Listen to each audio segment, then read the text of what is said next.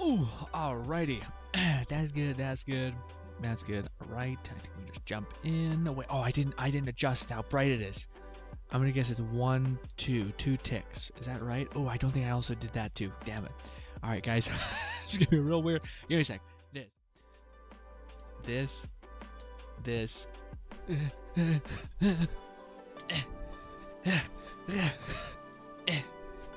it too dark? Is it too dark? It's fine. Okay. Ladies and gentlemen, how are you this fine day? Yeah, Lone, I almost screwed up. I apparently toggled the wrong thing. I toggled the wrong thing. Also, that needs to be visible. There we go. Oh, also, this is in the cute. This is one of those games that I feel bad for because like, it looks very unique and very cool. I just don't think there's enough time to play it. You know, it's like there's so many things to play, and I'm like, oh, but it's Dragon Ball guy. I want to support him, all that stuff, but I don't know. He's dead. He's dead, so it's more of like a my guy kind of thing. Not like I'm trying to like he's maybe his kids we can help. Regardless, it looks very cool, but I just have the feeling it's gonna come out at a time when we don't get any time to play it. You know what I mean? Like, yeah. Also, it also is a problem that we've recently played we recently played Destiny 2 again, and it's starting to get its worm and its little fucking fingers in me because I'm kind of like, well, like even as soon as we stopped playing yesterday, I was like, kind of want to play it. That boat felt real good. All right, that boat felt really good. Also, the powers are cool. I had like a. You guys ever do this where you're like, I have an idea. Let me. I'm getting in this game. Let me basically go and like look up a bunch of stuff about it. I'm gonna open up a bunch of tabs for like guides that I know are valuable that are gonna help me. But then you're like, but I'm going to go eat supper right now, so I'm gonna go get a video that's not knowledge based and it's just fun, and then I'm gonna have that when I'm eating my food. You know, it's gonna be great. The darkness is creeping. I know. It's just, yeah, exactly, Flo. Anyways. So I have all those videos. You guys ever like basically have all those guides on like 3 tabs, and you're like, I'll get to them. But then as you just keep fucking off and doing random shit, each tab just keeps getting further, and you're like, shit. And then you're like, fuck. So I did that yesterday after we were done playing, and I wanted to basically, because I wanted to know, like, that's one of the things that always frustrated me about Destiny is that builds were never really builds. I remember back in the day, Destiny 1, my favorite thing in Destiny 1 was there were these gauntlets that were basically void-based, and they basically took the Warlock Scatter Shot Grenade, which was just a bunch of, like, bees, essentially, just a bunch of bees, and you would throw it down, and it would just, like, shatter into a bunch of these little cubes, and then they would just devour in on some people, and it looked so, so sick, and I loved it so much. And there was a gauntlet, like gloves, that basically gave you 2 of those grenades, and that's pretty good, honestly. It allowed you like to completely tank, like just eviscerate one of the like the orange bar enemies or yellow bar enemies. Elite, I guess they usually say. Which I was like, awesome, that's fantastic. But and then I had like it pissed me off so badly. I basically had. This is the thing that always drives me nuts in any game that's an RPG or like has any build synchronarity in any way. I ended up getting like 300 or 400 discipline. It was one of the first videos I made of Destiny. Not first videos, but it was one of the videos I made of Destiny. I was like, holy shit, guys, look how much discipline I have. Look how fast my grenade comes back. It was okay. It was fine. It was just kind of fine. Anyways, but to my surprise, they capped it. So, like, it didn't matter if you had 300 or 400 or 500 discipline in D1 because all it would ever allow you to use is 20 or 200, sorry. So I was like, oh, and then everyone is basically in the comments being like, I hate to break it to you, my guy, but you just wasted a lot of time, and you probably threw out armor that like had health resistance that you probably would have used. Sucks. And I was just mad at the game because that's in any game that has you building stuff, that's the last thing that they should do to you. That's just cruel and unusual, all right? They limit you in that way. I hate when things have a cap on them. It just ruins the fun. Like, I don't mind if it's like 100 times harder to get, but just as long as there's the possibility to like have something unique happen, a unique experience. Regardless, what I don't know is I don't know if Destiny 2 actually has like buildification like Borderlands 2 to some slight extent. So, like, is there that's what I looked up basically as soon as I was done doing yesterday's stream. I looked up Destiny 2 grenade build, and I wanted to see if it still has that kind of bullshit cap or have the added stuff in the game, which I always hope for, which is stuff like on kill or on hit. You have a chance or like a small chance of regaining 1% of grenade recharge, essentially. So like one chunk, not like will increase your discipline, which is already capped. So fucking what good is that? You know, like I want to know if it's actually possible to where you can like start chucking grenades and actually make it feel like, oh, I built for this, because that's what a lot of D1 felt like. It was a lot of D1 in the beginning of D2 too, where it was basically like you can build for stuff, but you'll see like a marginal difference, like something. Usually the thing that determines your stuff is an exotic. An exotic is just intrinsically the thing, you know? And it made you feel like, oh, well, all the other stuff is kind of pointless. But I don't know if that's gotten better or worse. I think I seen like a bunch of revitalization for like how like the classes and builds work now. So where I think you can maybe build, but I just don't know if it's to the extent in which you can really leverage it. Like I can drop a grenade every, let's say, 15 seconds if I keep doing a thing, whether that's getting headshots, whether that's breaking shields, whatever it could be, you know. Lone says, been playing Stellar Blade. Yeah, that's the other one, Lone. I wanted to ask you a lot about that because I still don't know exactly what it is. People say it's like people actually, I don't know, haven't really given me a good gauge. I feel like it's like Nier Automata meets Bayonetta, which is already kind of Nier Automata-y. You're having a blast, so that's good. Fluff says, I'm getting through Lightfall to get Strand unlocked, especially since my current Guardian rank task required. Okay. Fluff says, grenade builds seem to be solid focus lately. We have so many means to generate super energy via orbs, and melee energy is often included. So the mains stats are discipline, resilience, and recovery. Yeah, is there still a cap on discipline? Because that was the thing that drove me nuts. Like if I want to have if I want to have 0 recovery and 0 resilience but max discipline, I should be able to haymaker grenades like you would not believe. Even if it's like, it's not like, you're better off having, you're not going to need to have that much grenade issue. You're going to get hit eventually. You're going to need some resilience. And I'm like, shut up. I just want to throw grenades. Fluff says, shorter grenade cooldowns, higher damage reduction, and quicker heals / shields recovery. Yeah, that's the thing for the loadout for each of the things. Fluff says, mobility is useful in secondary armor sets to handle. Yeah. I know there's a good value argument of having like, do you want a little bit of everything is good, but I don't like that it's capped. Like if I want to have stupid movement, let me have stupid movement, you know? Fluff says, but otherwise, you can use your Ghost mod to focus discipline and then also get a decent res and rec stats on random gear. Got it. As it is, tries to prioritize this singular stat and then will distribute more of the opposite bucket. Well, okay, huh. As it tries to prioritize a singular stat and then will distribute into this other bucket. Okay. So ghosts are now having an effect besides light? Okay. Well, it says, Eva looks good and so cool. Yeah, man, I seen the armor. It's also hilarious. Like, I watched a review. I watched Game Ranks. I'll just call it out because I think it's hilarious. Game Ranks, and he never mentions it, which I think is hilarious. I think it's just like, how can you not mention that this is, like, one of the most provocative and, like, awesome and also like fully sent. Like I was watching a video, like a little gif on my phone from people who were in the gaming tab, one of my things, and it was basically a Stellar Blade, her climbing up like a ladder, and dude just kept sliding down ladder, climbing up, and it's just like the physics on this are wild. People be wilding, and it's funny just to see reviewers be like, so like the gameplay is great. so like the combat is super rewarding, story didn't really connect with me a lot, and meanwhile the gameplay is just ass. It's just ass, and you're like, all right, brother, you're not really hitting the nail on the head, are you? But we're not going to address the issue, or not the issue, but the thing right in front of us. Okay.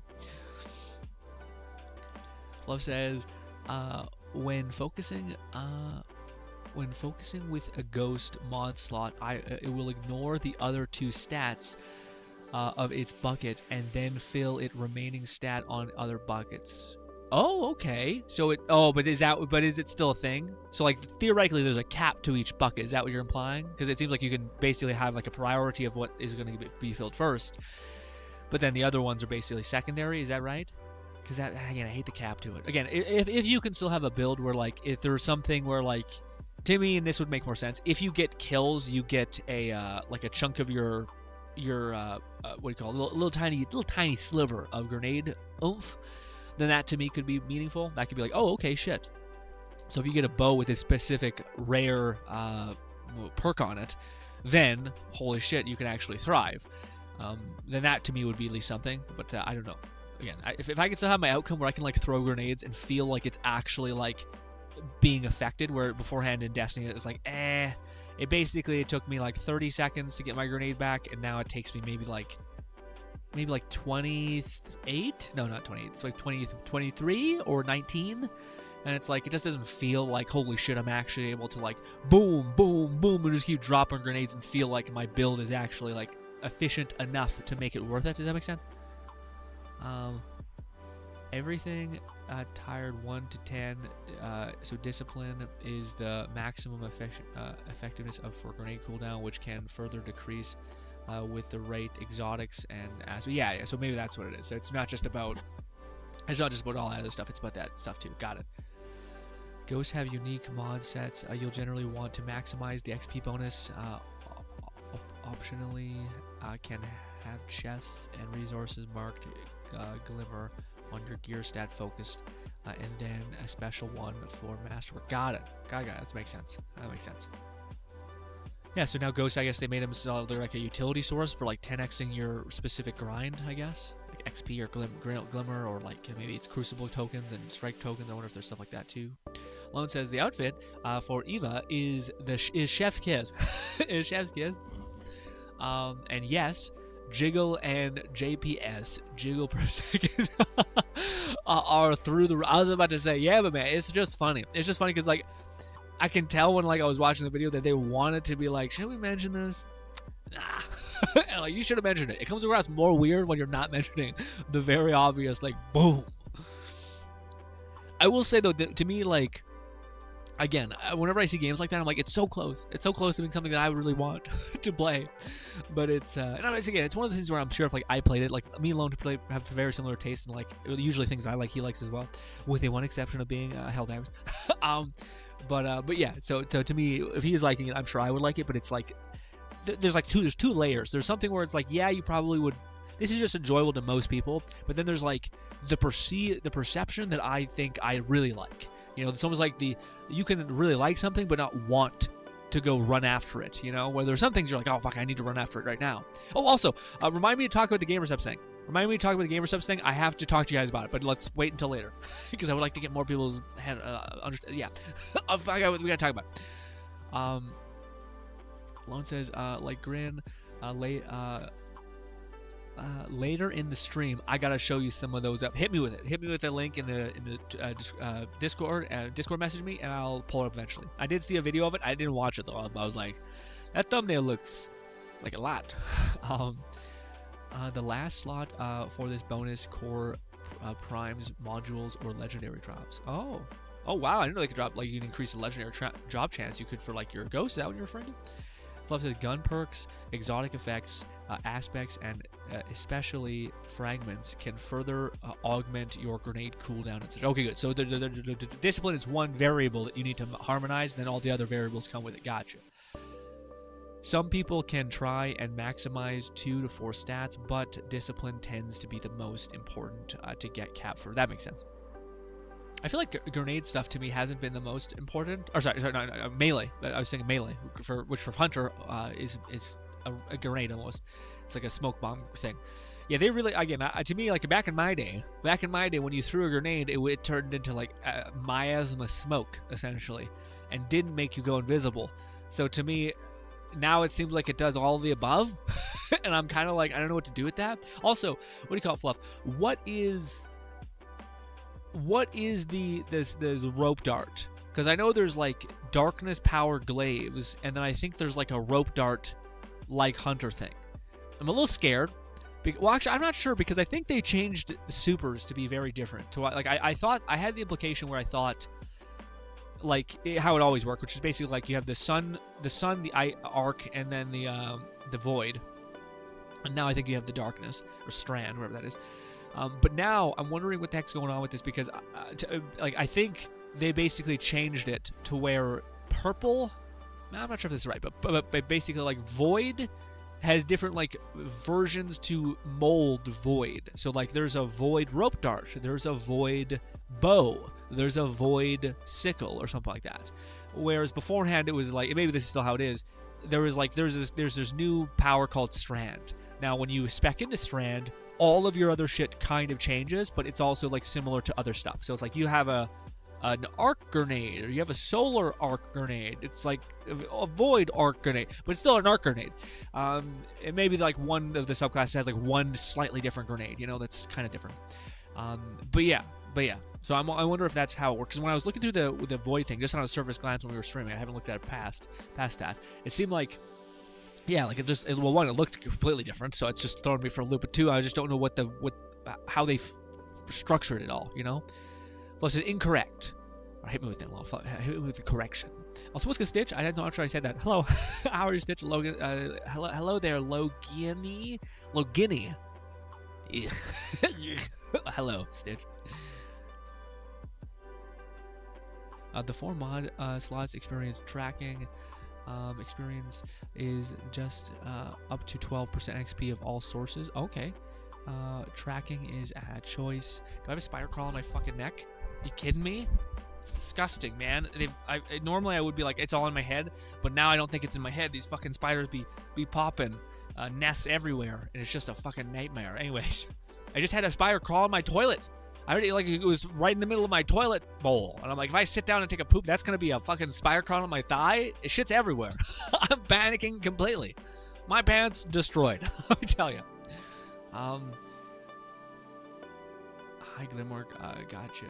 50 standard focus, random stat into the 6th. Got it. Or a boost of glimmer from harvesting, a loot bonus from public events. Oh, I see. Okay, so that's all the things. Got it. Enchantment cores, plasma upgrades, modules, legendary gear from ritual activities, Vanguard. Okay, so basically they turned like ghosts into like a specialization farm, so you can choose what kind of thing you want to grind out. That makes sense. Same thing with legendary gear for like legendary shards if you want to farm that. Okay, so it makes sense. That makes sense. Fluff says stasis and strand are their own separate subclass. Okay, gotcha. Subclasses. Prismatic is all going to allow mixing and mashing of one light and the dark sub. Ooh, okay, so one light, one subclass. So I guess strand and stasis are both evil powers. Fluff says with each class getting a special combo grenade when activating the prismatic super. Okay. Fluff says Titans get an arc strand grenade, Hunter get a solar / stasis grenade, and Warlocks get the best thing ever always. Warlocks have always, dude, you have no idea how I would totally be a Warlock if they just changed the goddamn jump, alright? Warlocks have the unequivocal worst jump ever. It is the worst. Oh, also, guys, sorry about this. What do you call it? You guys are watching my hobby. Me looking at, what do you call it? Monolithic domes. I love how that just started. You guys didn't mention anything. Why are there these old, like, Buddhist-looking men or yogi-looking men who are building a castle? Maybe you thought it was actually kind of makes sense. The Sandland trailer kind of feeds into it. Anyways. But yeah, that's me looking at how to make domes because I think it's cool. Anyways, very weird deep cut from your boy, but hey. Stitch says, Logan, I need your big boy motivation to work. Why? Well, I'm not motivating anything, man. Actually, you picked a bad time. I'm in my head recently. I'm not very motivated. So I'm not very motivated as far. I'm trying. This is what we're in the trying go. And I'm not like, I've tried and I got a little taste of success and now we're cooking. I'm kind of like, yeah, I'm hoping this works out. I'm trying this new stuff. I'm reorganizing my plan. Just, yep. But yes, you motivate me. No, actually don't. I'm fine. I don't want you to fake gas me up. Okay. What's going on with you though, Stitch? Why do you need those motivating words? What do you got on the horizon that you need to get pumped up for? give me a life update. But otherwise, Charismatic gets one of each subclass ability and fragments. So do I get to choose, Fluff, of like each of from all of them, or is it like, no, some of you get that, some of you get that. We don't want this to be completely broken. Because yeah, a lot of people would always choose like Warlock grenades. We just always would. We'd always choose Hunter, Hunter like movement and ability, and then everyone else would choose Titan's fucking alts. Titan's alts have always been cracked out of their mind. I would sacrifice my dodge for a warlock dome, essentially, so long as I got to keep my hunters in 8 speed. Hunters in 8 speed, warlocks special class ability, which is a dome, warlocks grenades, Titans, what is it fuck it's called? Titans alt, and then melee. I don't know. I kind of like the warlocks melee. The Titans melee is pretty dope too. What would your guys' like kind of hybridization be? You're like hybrid. Titans get the arc grenade, hunters get solar, but all of them have the Fluff Alone says also my anime figure came in the mail. You gotta hit us with a picture on the Discord, Lone. Let me see what the heck this is all about. What the hell is this damn figurine looks like? Because I don't. Are you gonna tell me about it? I'm not gonna understand the name. You're gonna explain the name, and I'm not gonna make any more sense to me than it did before. than I did beforehand. But if you send me an image, I'm like, okay. Or, Dude, I seen this one. I clicked on one of the streams I haven't watched in a while. Final Fantasy must have come out with the remake, and there's a goddamn figurine of Tifa, who is like ass to or like arms touching the ground, legs hyperextended, butt up vertically in the air like a pyramid. So she's doing one of these, and then the Buster Sword in between her cheeks. I thought, Jesus Christ, to have this on display is a choice. This is a powerful choice. I was gonna ask if that was intentional. Oh, the one thing? No, yeah. Thank you, Fluffy. I wish you would have, because it would have just kept going on, and maybe you would have seen some of the weird shit I bookmarked or watched later, which is always like, I feel like I always gotta explain myself. Like, well, you see, I started getting really into this dome stuff, and then I started getting really curious because there's certain like concrete blocks that are like hyper insulative and hyper warm, waterproof as well, and but then some of them are pieces of shit to make. Then I seen this one video of like these Indian people who are making this like crazy block that cures within like 15 seconds and is actually pretty strong and can be like carved, which is neat. And then I gotta explain all this to you guys, and you're like, why? Like, what? And I'm like, listen, you don't know what you're into until you're apparently in it. Armor needs have been reworked. Each slot has a different slot significant mod alongside a significant singular stat boost. Okay, you cannot cross class with Charismatic. Okay, they opted to have Prismatic mostly have underused abilities to help put spotlight on the. Oh, I see. I hate when people do that. They're like, well, like maybe if it boosts it up to some substantial degree, but to me it's also like instead of doing that, instead of saying here are the abilities that people don't use, let's only use those. Only those can be combined. Instead of being like, if I didn't want to use them beforehand, why would you think I want to use them now? Probably there's like one thing that I want to use, and then there's other shit that's just trash. And then other classes probably have 3 things I like instead of just 2 things I like. It's weird. It's a weird, like, you're trying to save money, but you're realizing you're like compromising the entire structure of your building. Stop. Also, Stitch says, I have been in a handful of relationships, but I've recently been... Oh, it's breaking. The Twitch thing is snapping on me. I've recently been... I can't read this damn thing. Been blank. I think it's broken up with. Okay, it's broken up with. For the first time, OMG, not POG. While you're handling it in stride, do you have a big brain having on? Is that having? Big, because it's like there's like a bunch of weird incomplete errors in the text. That's why I can't read it. Do you have any big brain on stuff except focus on yourself? It's tough, man. So wait, what do you call it? Have you? Well, I have two questions. One, based on the question, have you? Because you said I've been in a handful of relationships, but this is the first time I've been broken up with. So does that mean you've broken up with other people? Basically, you've always been on the dishing out side of like, nah, I'm done. This is not working. And yes, this is your first time having been the person that's broken up with. If that is the case, then why? What were the reasoning that they gave you? Or was it just like, we should stop? And you were like, I don't want to hurt myself, so I don't want to know why. I'm just going to stop. We're just going to stop, which might be for the best. So hit me with those two answers. If it's not too personal. If at any point be like, I don't want to talk about it again. Totally get it. Fluff says Destiny 3, if it happens, will potentially, just get rid of the class system in general. Prismatic is not that. It's not that. Lon says it's a Nikita figure I sent to you as well. Sweet.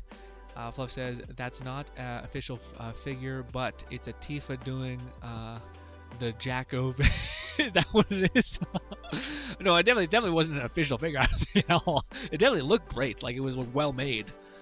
Lone says the Tifa Jacko pause figure. I want that so bad, but it costs. I don't know. I was about to say it looked like it cost like $400. Looked like a heavy bit of plastic. Fluff says, personally, not happy with their choice of limiting the grenade to one specific combo per class. I don't want an arc/strand grenade for my absolutely not. Absolutely not. I agree.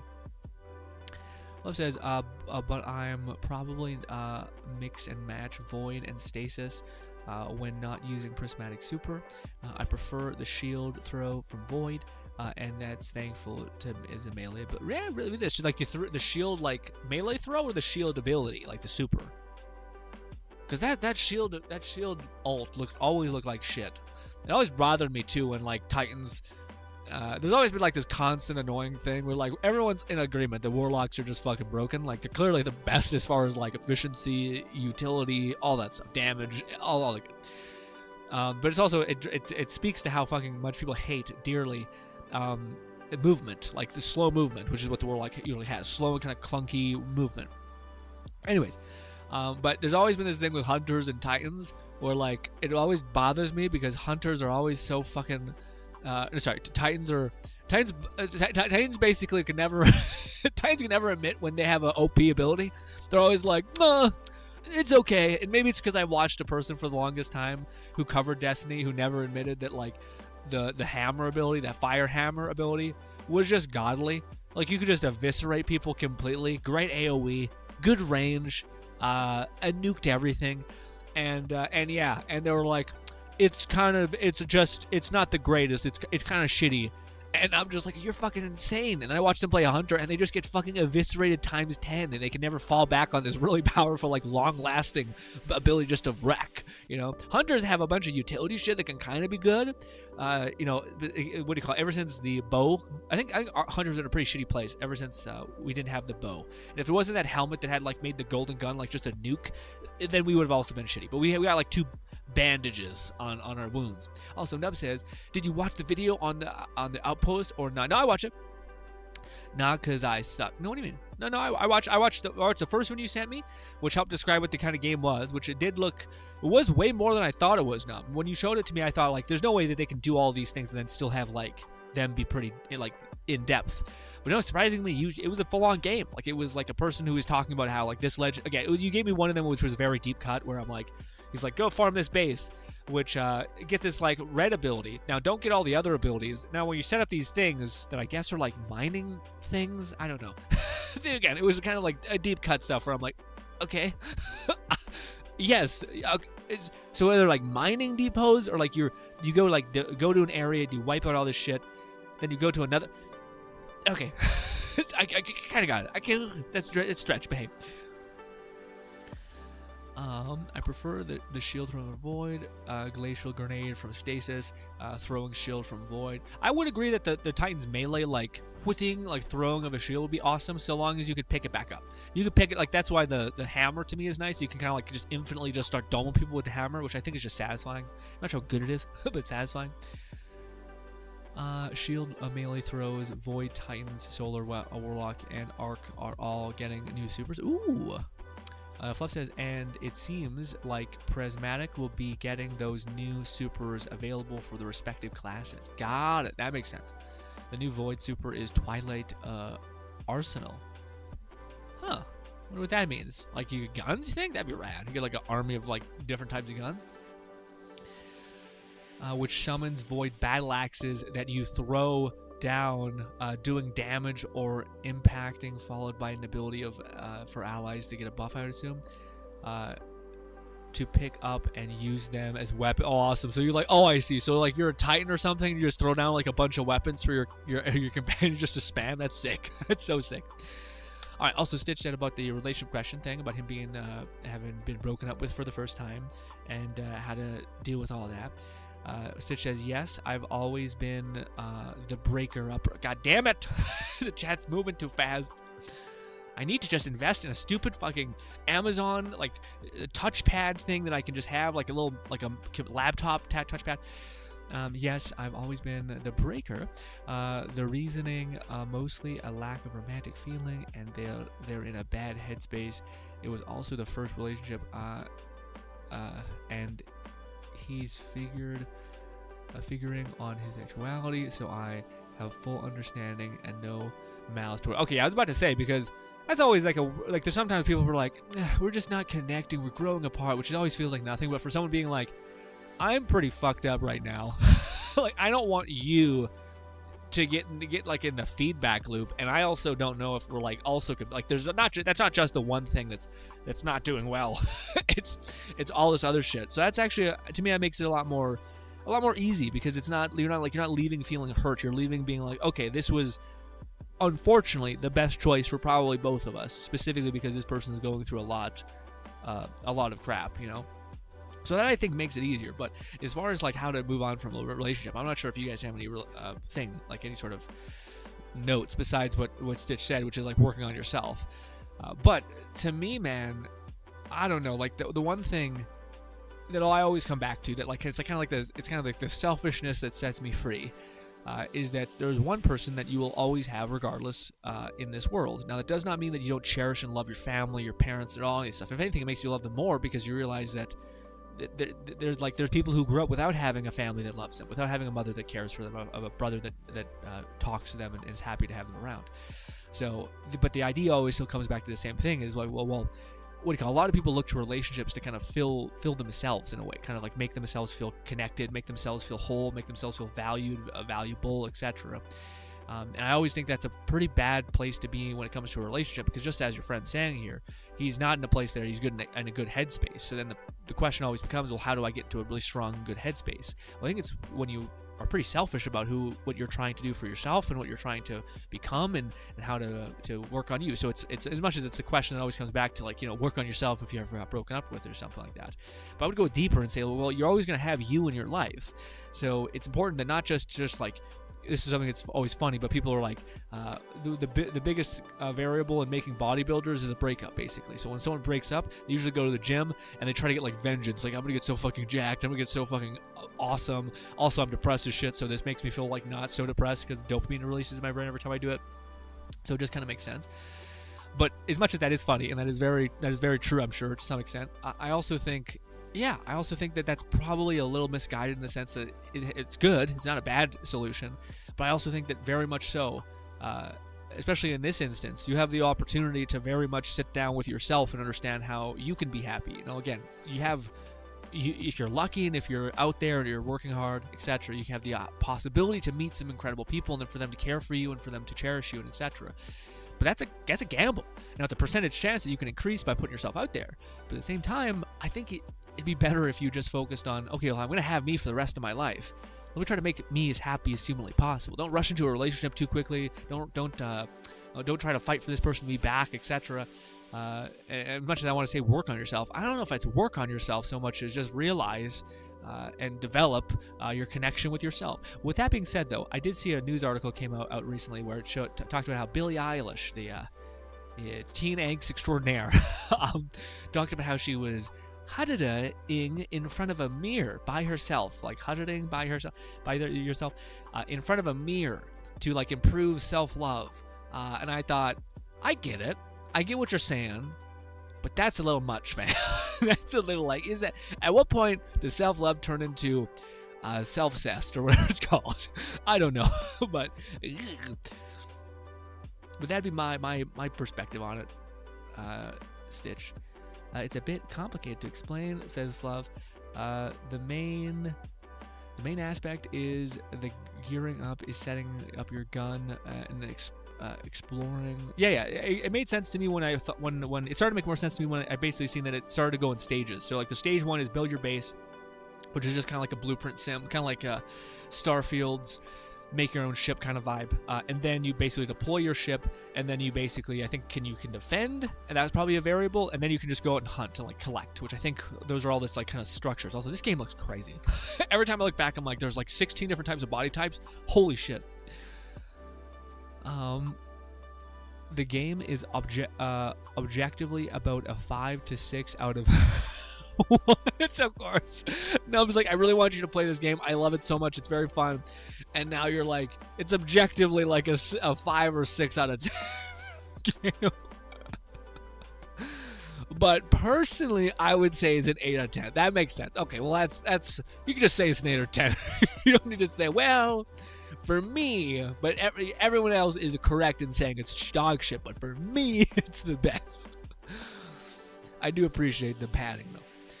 Stitch says, it just sucks as I had imagined being with this person, with him for a long time. So he was all in my mind. Yeah, man.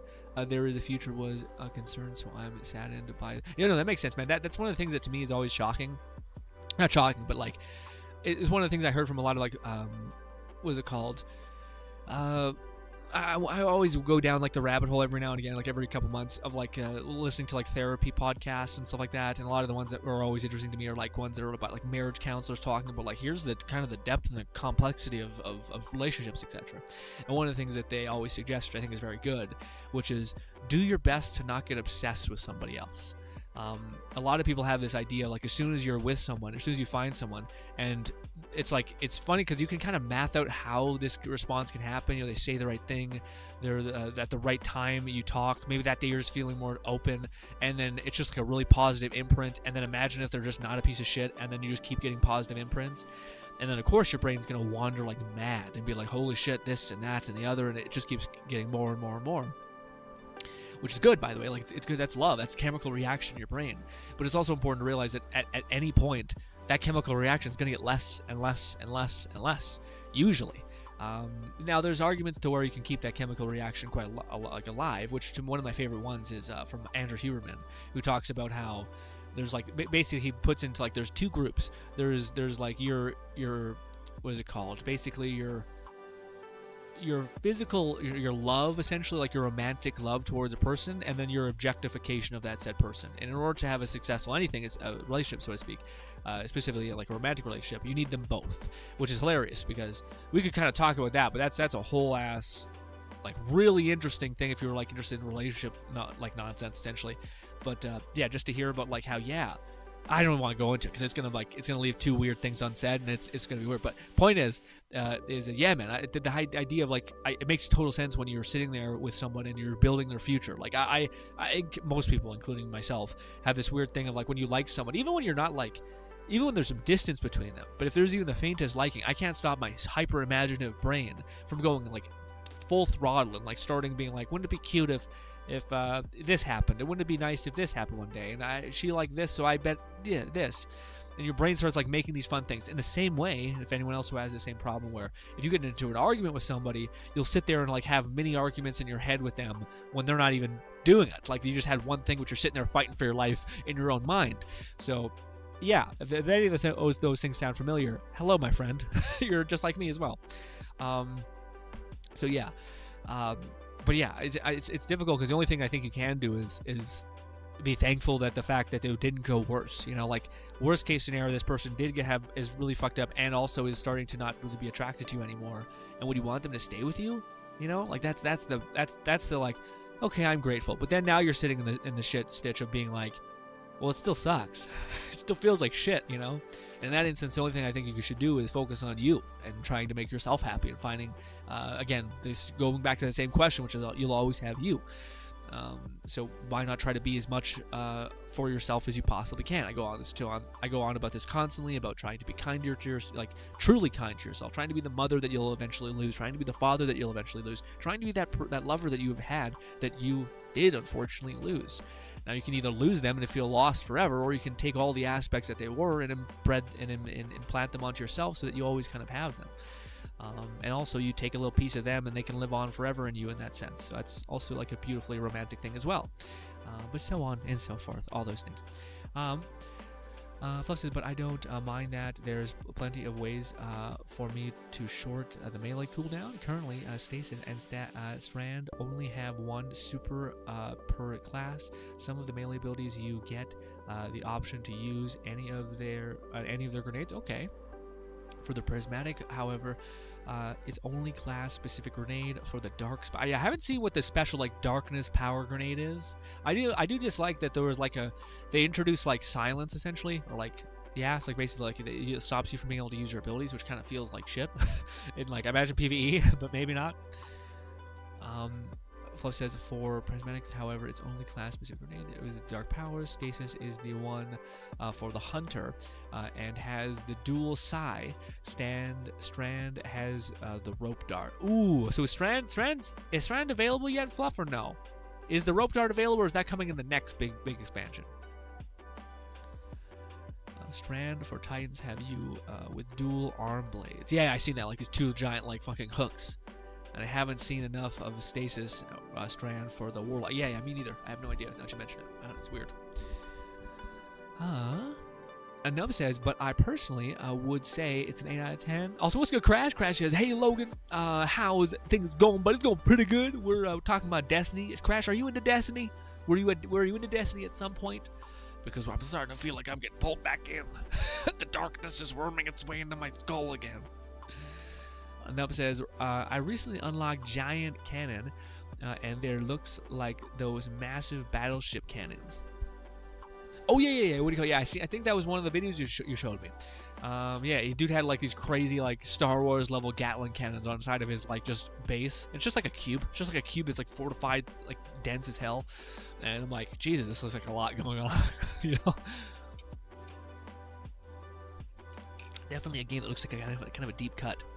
Like, yeah, like each chunk has depth to where like, oh my god, it's too much. As a normie.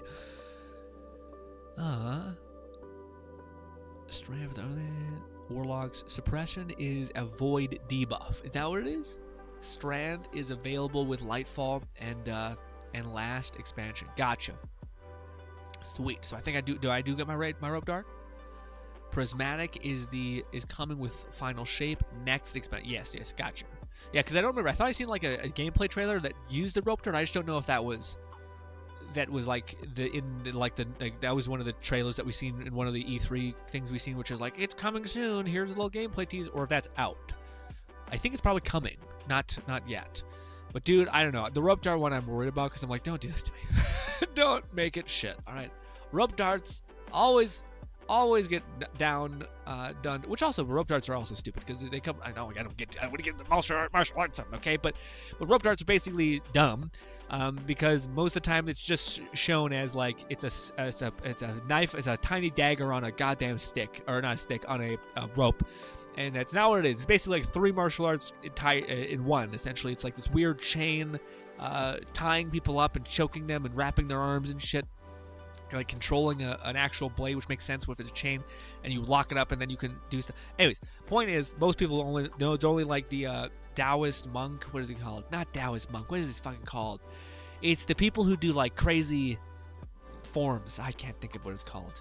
There's always this guy who's on YouTube I'm subscribed to, who's basically like an ex-monk guy, and it's his martial art type thing. He's also insane. He makes reviews and he's just crazy. It's great, but yeah. Anyways, I can't think of what it's called, but basically it's a type of martial arts style, which is nice. It's just about like you basically wrap it around your foot and you fire it off, wrap it around your elbow and you fire it off. It's nice, but that's only a subsect of what it was used, or a type of martial art that was used for a specific type of location essentially. Anyways. Nub says, I recently unlocked the giant cannons, massive battleship, Crash says, I was really into the first one and the second one not. Dude, Crash, story of my life, man. Crash, I made a stream yesterday, the day after yesterday, Thursday, where we played it, and that was me 4 years having not played Destiny, going back. So my same experience, I'm not sure if it was similar to you, Crash, but I played all the way up to Destiny 1, loved the shit out of it. Taken King was so good. It was Destiny was at its peak. And then they released a sequel, and we all assumed it was going to get better, and that they were going to basically learn from all the mistakes that they made in D1, and then just keep going up basically.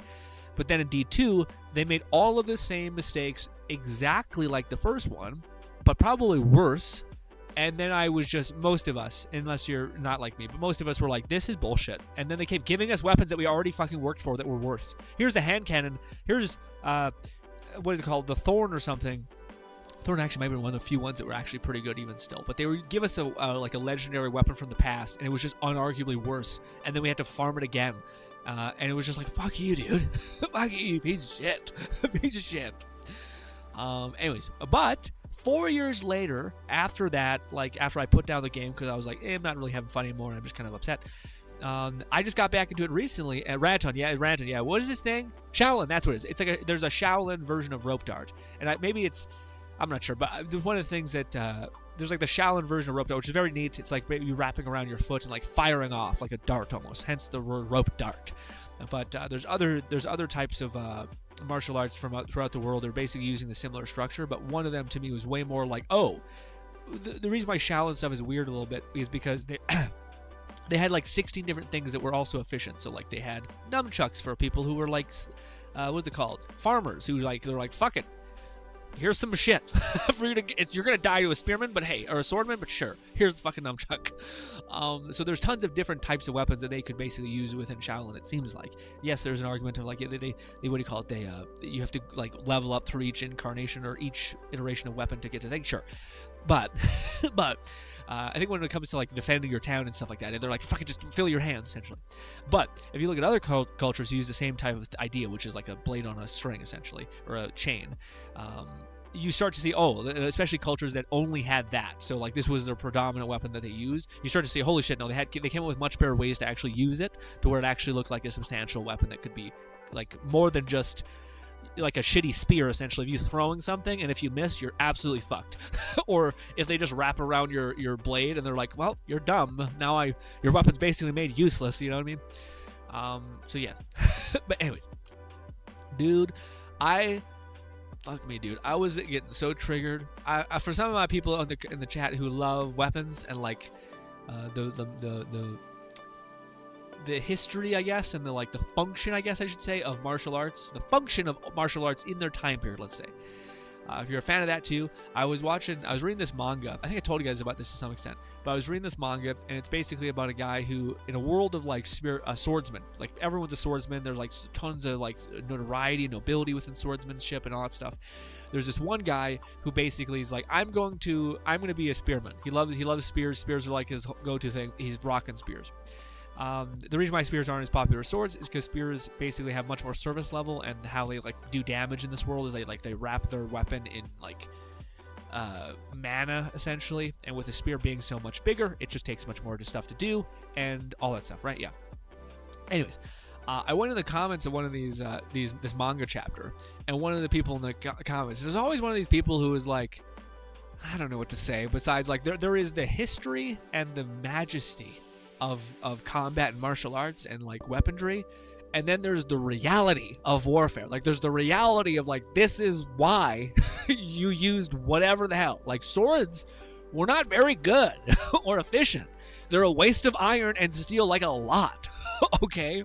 And when there's actually massive fucking war shit going on, they're not using these crazy long Knights of Round Tables type swords usually. If it is shit dog shit metal. Anyways, point being, spears are great, okay? So when I was reading this goddamn comment, it was basically the same one of those guys who was basically let me tell you about the history of weaponry, actually. So, what do you call it? Swords are really good for close quarter combat, and then spears have reach but ultimately can be countered by a sword. So it's just kind of like everything is positives and negatives, and I'm just sitting there like, you stupid. No, I call so much bullshit. Absolutely not. Wrong. I have such a violent response, not only because I seen this video which was so good. It was basically a video of like, it was a video title was 3 swordsmen versus 1 spearman.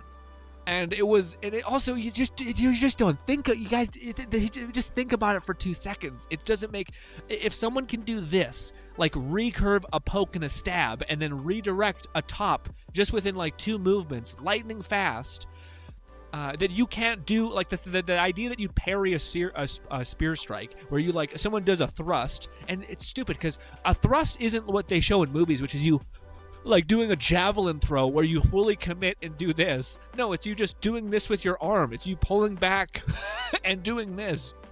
And it's shown beautifully. It's shown beautifully in this 3v1 video with a spearman guy.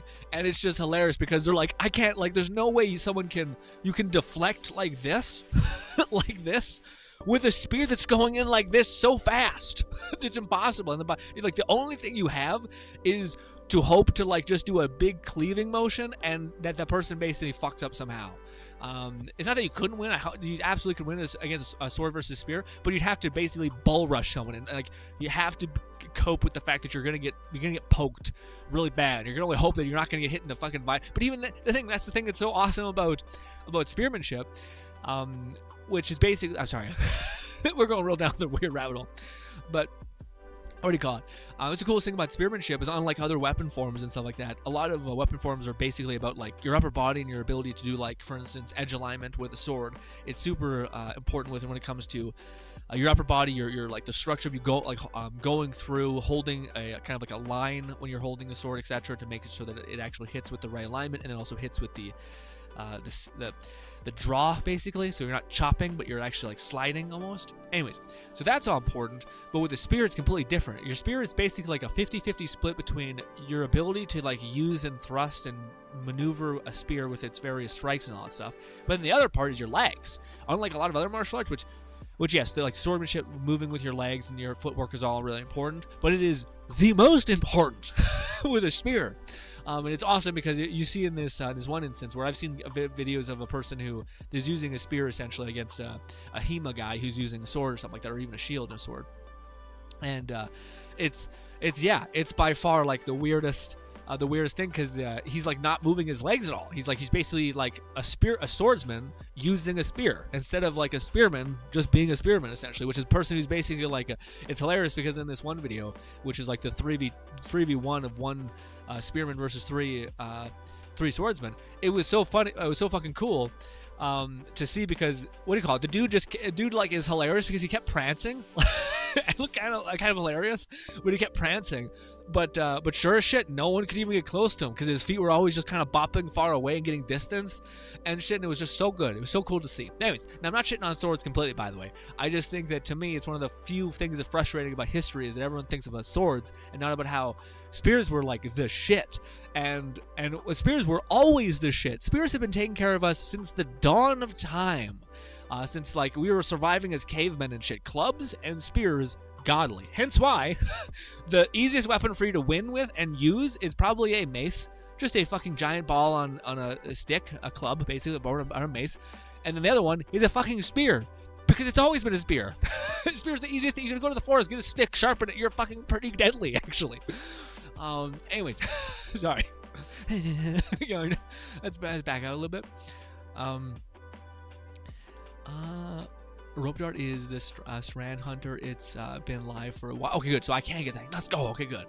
I don't have to look forward to it. Fluff says Strand is the really strong. Currently, Stasis is the one that could use more love from Bungie. Got it. So Strand is the newest one. Nice. I think it was a former Shaolin. Yeah. That was Ranton. Yeah. Fluff says swords are status symbols. Yeah. They were meant to be like a massive flex of nobility, about being like, hey, look at this. You know. Fluff says you're gonna love glaives with all the spirit. Ooh, is it there? I mean, I can't wait. I got rope dart, then I got glaives. I got bows. gonna be the most like reject warfare or no warfare, reject gunfare, and just recede back to baseline carnal fighting. Flatlone says swords versus spear is a massive disadvantage. What do you mean? Like you mean like to what? Like sword would get an advantage or spear would get an advantage? Because to me, man, it was so funny because I also watched what's his name? He's very big in the sword community. Skull and Grave, is that right? Skull and Grave? Grave? I don't know. You gotta know what's it. You guys know what I'm talking about. He's like the predominant guy, long ass hair, Viking aura, all that. He did a video where he was like, he's absolutely a swordsman, like 100%. That's what his whole thing is.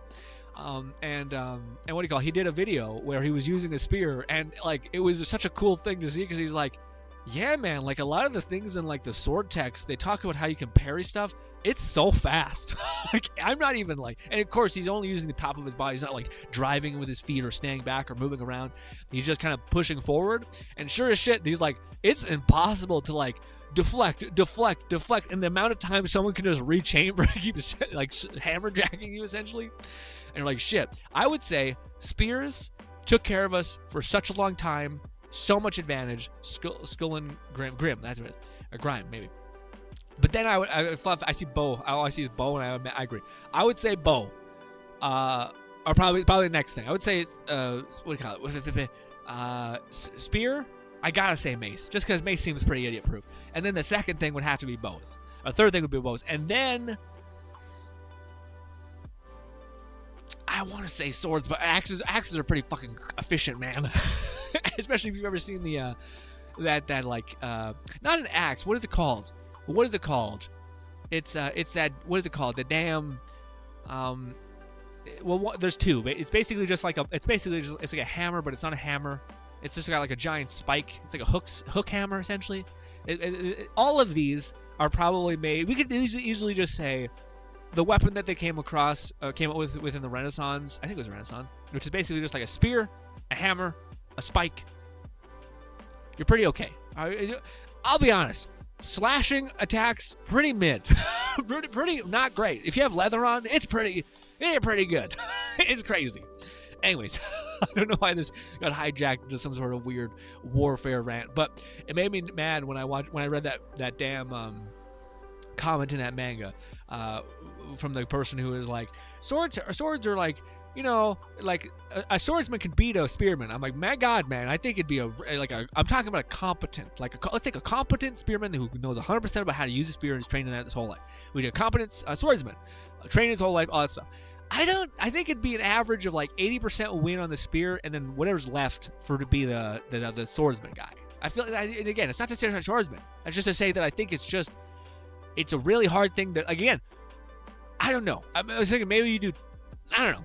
I'm trying to find a way that, like, I think, yeah, for sure, on average, swordman would fuck up the spearman. I mean, that's one. Well, and this is a good argument for why people say, well, no, you're talking shit about swords. There's an application of basically a lot of combat back in the day in which swords were really popular, which is the mid ages and such, is because they defended castles. So you actually couldn't have big ass long weapons in castle structure because you basically run into shit. I kind of call bullshit. Even if you take, like, what do you call it? A slightly, like, you take a normal sized longsword, let's say, a slightly longsword, and then you were just to take that same size and you would make it a spear, I still think the spear would still fuck shit up, dude. I don't know. I just feel like, again, it's the ability. It's not the ability to do this. It's the ability to just basically backpedal while doing this without compromising your footwork, essentially. Does that make sense? I'm not sure if it makes sense.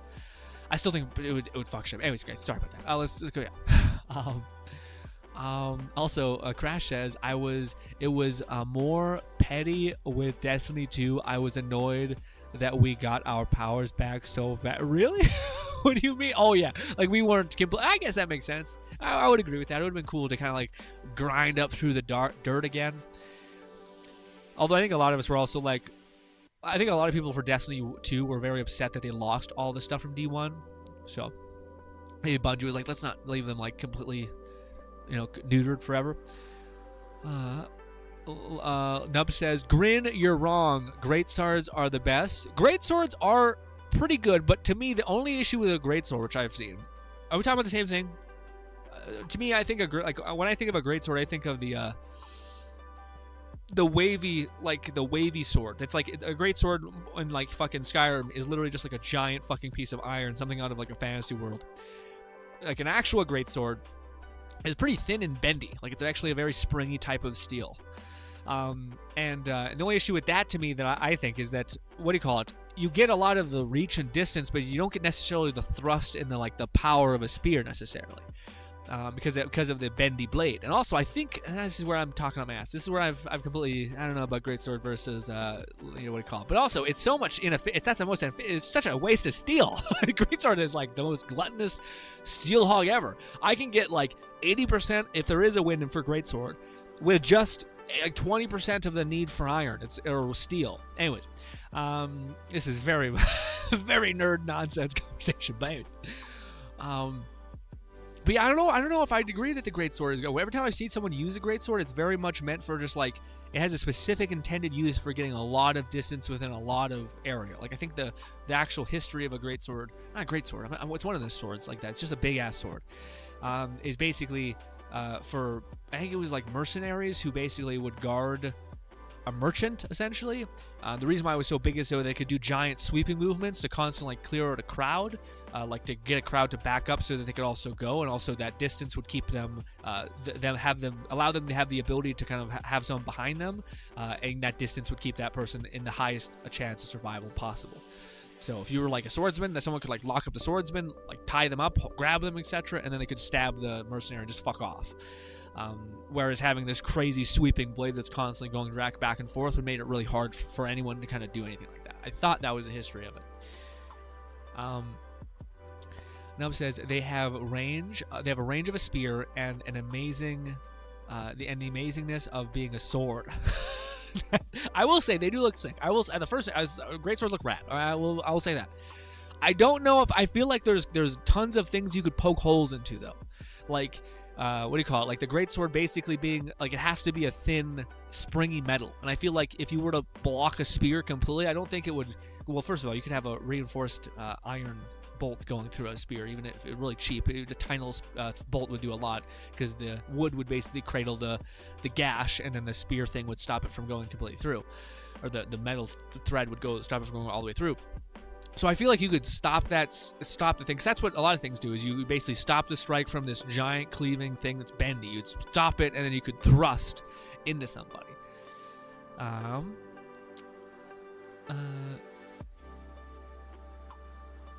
Fluff says, bows can be primary, glaive are mostly... Oh, I didn't know glaives were secondary. Oh, shit. No way. Is that why the fucking bow that I have...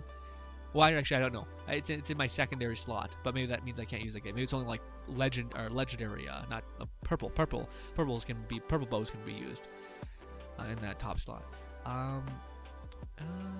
Each slot and swords are power weapons, so you can go entirely medieval in Destiny 2. That's awesome. Yeah. I thought glaives were basically like heavies. That's incredible. That's incredible news. Lone says war. Yeah, war. Is that what it's called? Yeah, I guess a war hammer always implies to be a hammer, but it's a war hammer usually has a hammer part and then it has like a spiked curve, and that spiked curve can just punch through armor, which was wild to see.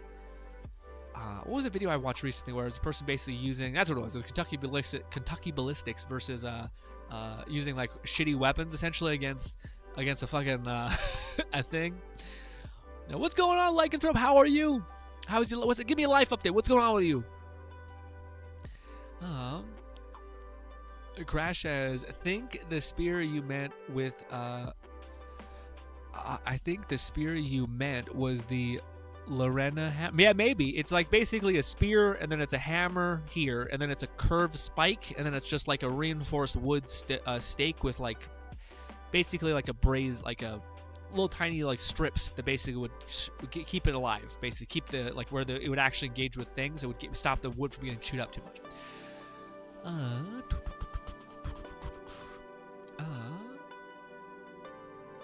Lone says and or Decarbon. Is that what the one thing is called? Damn, Hellberg is why I'm also thinking. Yeah, Hellberg is what I'm thinking of. That's what I was. That's what I know it as. But yeah, maybe it is also called Laurentian. Oh no, maybe that's what you were meaning for Laurentian hammer is what I'm talking about the hammer with the spike thing on it. That makes sense. Those are two different. Lycanthrope says, I'm happy weekend with my daughter and my wife, enjoying life and simplest mode. Ooh, that sounds so good, man. Oh, what do you call it? Lycanthrope. I read this manga yesterday. It was so fun. It was basically like this idea of dude gets like pulled into the video game he likes, of course. But the cute part of it was he basically became like the iconic villain who just has like a very bad case of resting bitch face, just like super angry. Everyone's terrified of him, but he's like a really nice guy.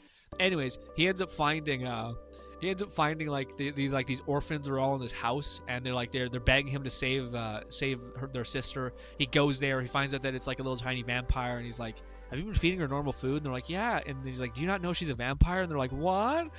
And they're like, we still love her. And then he's like, okay, I'll be back. He basically gets some food.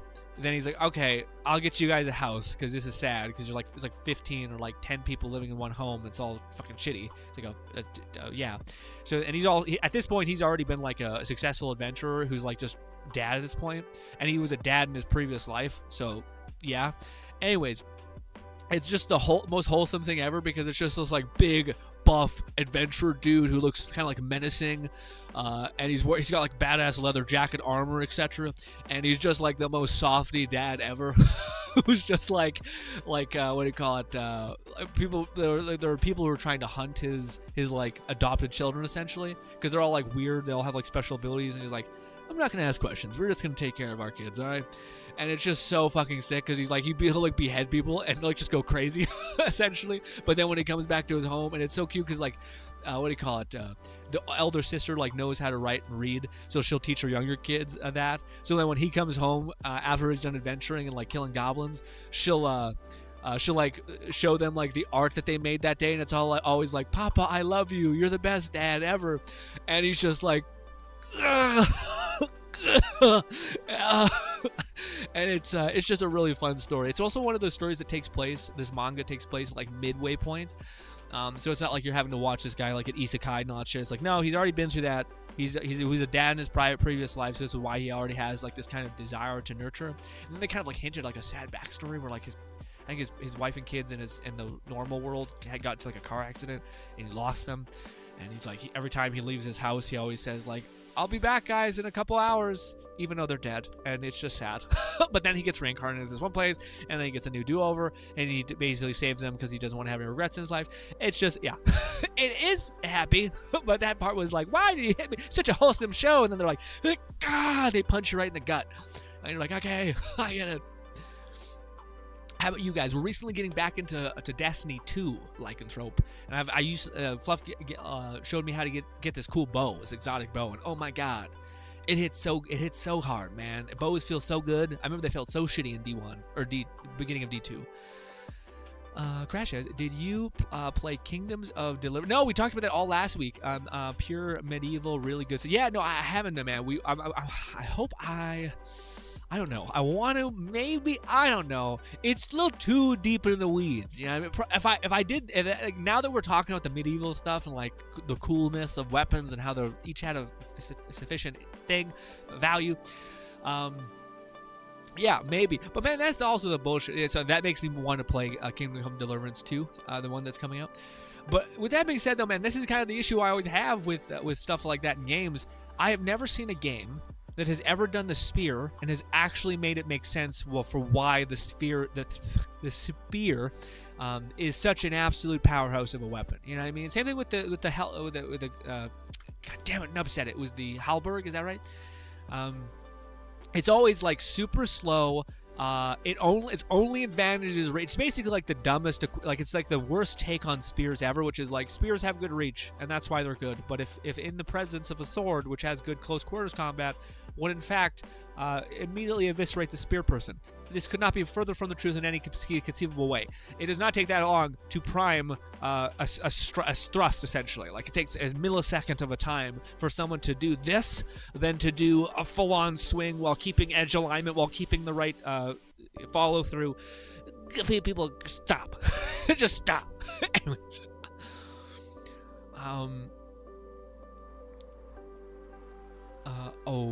Not Overlord. Overlord, man, looks good too. There's I'm not sure if you guys have watched it yet. Alone, watch Kaiji number 8 or 9. Is it? I want to say 9, but I think it's 8.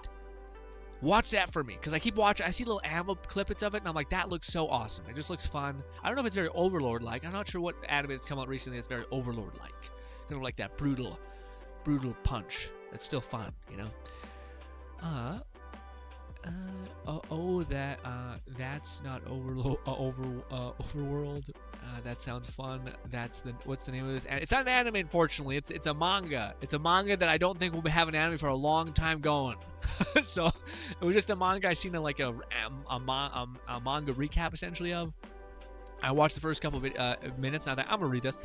So then I read it. It's only at like 8 chapters, but it is very good. But I think it's one of those ones where like I see a lot of those kind of like way of the house husband kind of vibe, but none of them really clear. Like this is not only is this fun, but it's also interesting. Like a lot of times there's like a lot of premises for shows. It's fun. Like it's like, oh, there's this.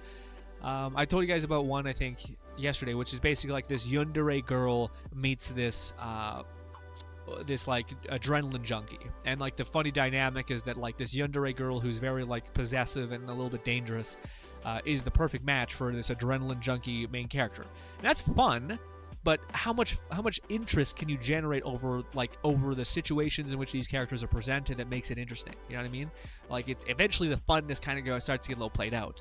But that one specifically was shocking in the way that it was not only fun, but it was also able to keep making you like more interested. Very much felt like Spy X Family. It's a great example of it, where it's like Spy X Family not only has like a fun setup, but also the way each character kind of affects each kind of setup, I guess, like a circumstance they're put in, is very, very interesting in how they're going to do it, you know?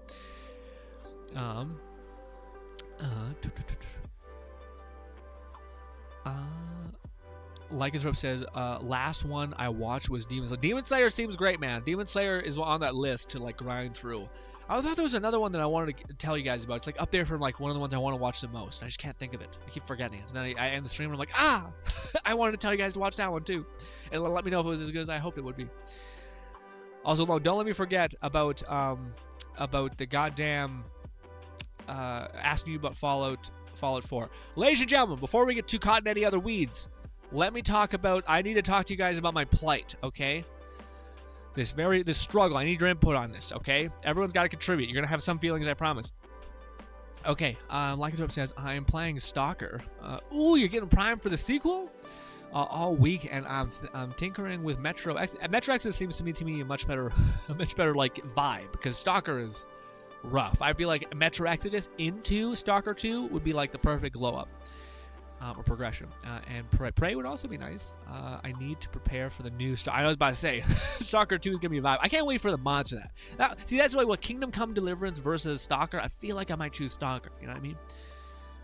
It's the same deal with shotguns. Shotguns in real life, yeah, have great range. They're actually shockingly good range. I will say though, the one thing that they could always balance out with shotguns is that, like ammo consumption is insane. You know, like you can hold a fucking ton of bullets in a magazine, whereas a shell is just an unarguably thicker, giant. Well, they have a solution. They made little tiny baby slugs, which are still pretty good. But anyways, point is, yeah, the shotgun thing always made sense for just like giving people less ammo. So you run out of shells, which you actually would do because it's really hard to store shells.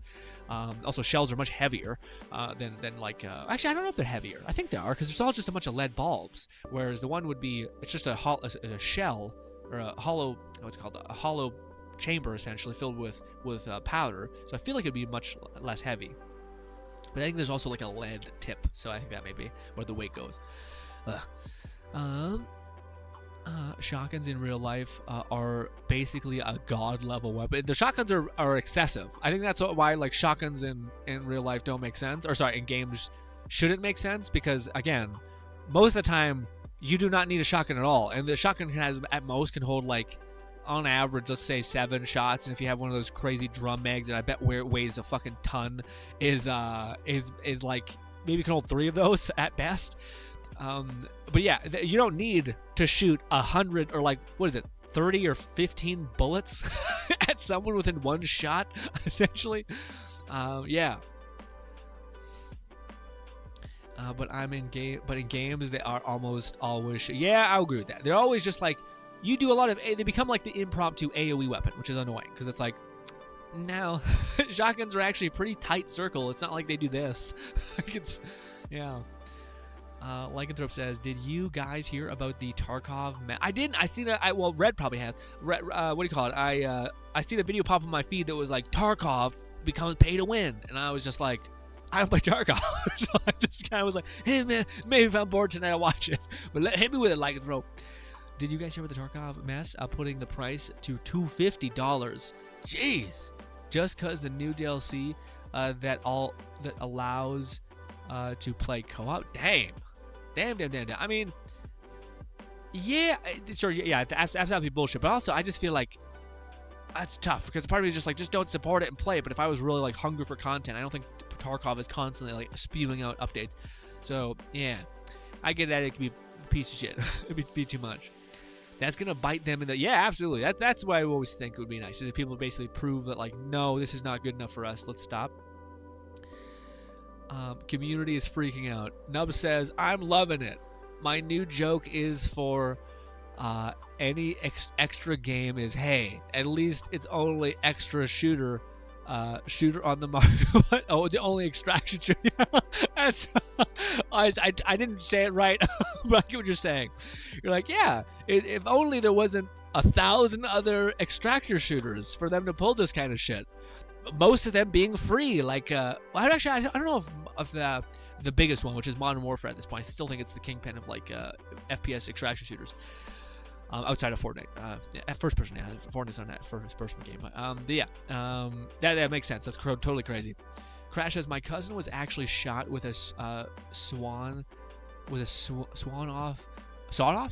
off in real life from across the street. He's still alive, but his pellets still stuck in him. Yeah, that's the thing. It's also a stupid myth from shotguns. Like, shotguns don't have range, and it's like absolute nonsense.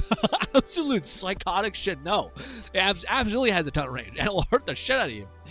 I still think though, that's one of the things that's like the most. You guys ever just get like accidentally shown something horrible, and you're like, I didn't want to see this ever. It was back in the time when like there was a lot of like horrible shit going on. You have to be though to cash in those status points. Wrong one. It was a hydrate. Anyways, but yeah, I learned that in video games, when like somebody dies, it's like, ugh, and they get kind of like concussed backwards, or like the recoil, the impact, like sends them like reeling, falling back. It could not be further from unfortunately, how things actually turn off. It is awful. I didn't want to see it. There's a stupid video. You stole my voice. Anyways, but yeah, there's one of those horrible curse videos I didn't want to see, and I seen it, and I was like, oh, this is like a video game. It's not a video game. It's, oh my gosh, watch people fucking die. Oh, I just watch people fucking die. Oh no. Oh shit, I was on the toilet. I was like, stop. Stop. Why did you do this to me? Anyways, turns out, I can't believe, I can't speak. Turns out that when you actually get shot with, like, let's say two bullets from an assault rifle, you just turn off. Your body just goes, I'm out and I'm off, and that's it. It's not like it's just and gone. And it's just, you fall off like literally as if someone just turned off their brain, and it's the worst thing ever. You think headshot? No. 2 bullets to the chest. I thought, movies, they make you seem like, oh, you got a bullet wound in the chest. You're like sitting there, oh, it hurts. So no, you're gone. You're off. You're just like a computer just turned off and dead. That many shots. It's wild. It's wild how your feeble mortal body can just be like, gone and gone. And why did I need to see that? Cursed platform that I sometimes look at memes on in the toilet that's 100% racist, unfortunately.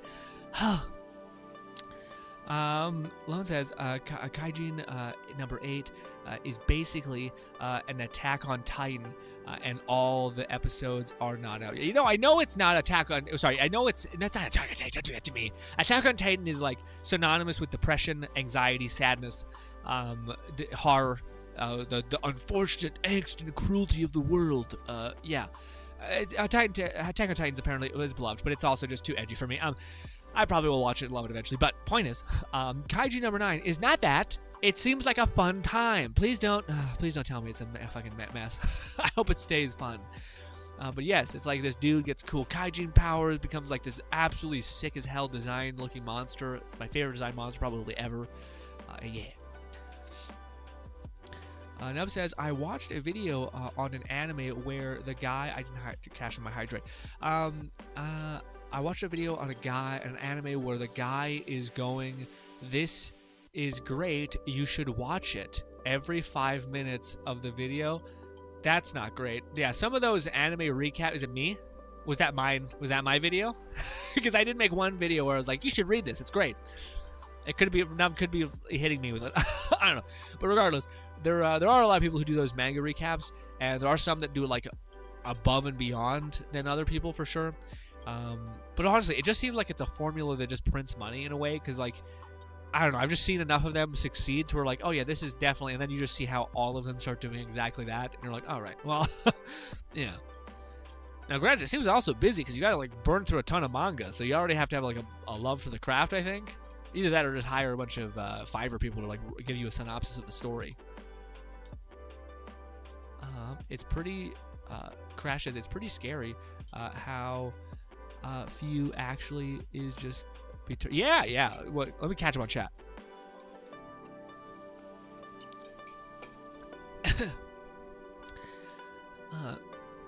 Sorry. I went down the wrong pipe. Oh, God.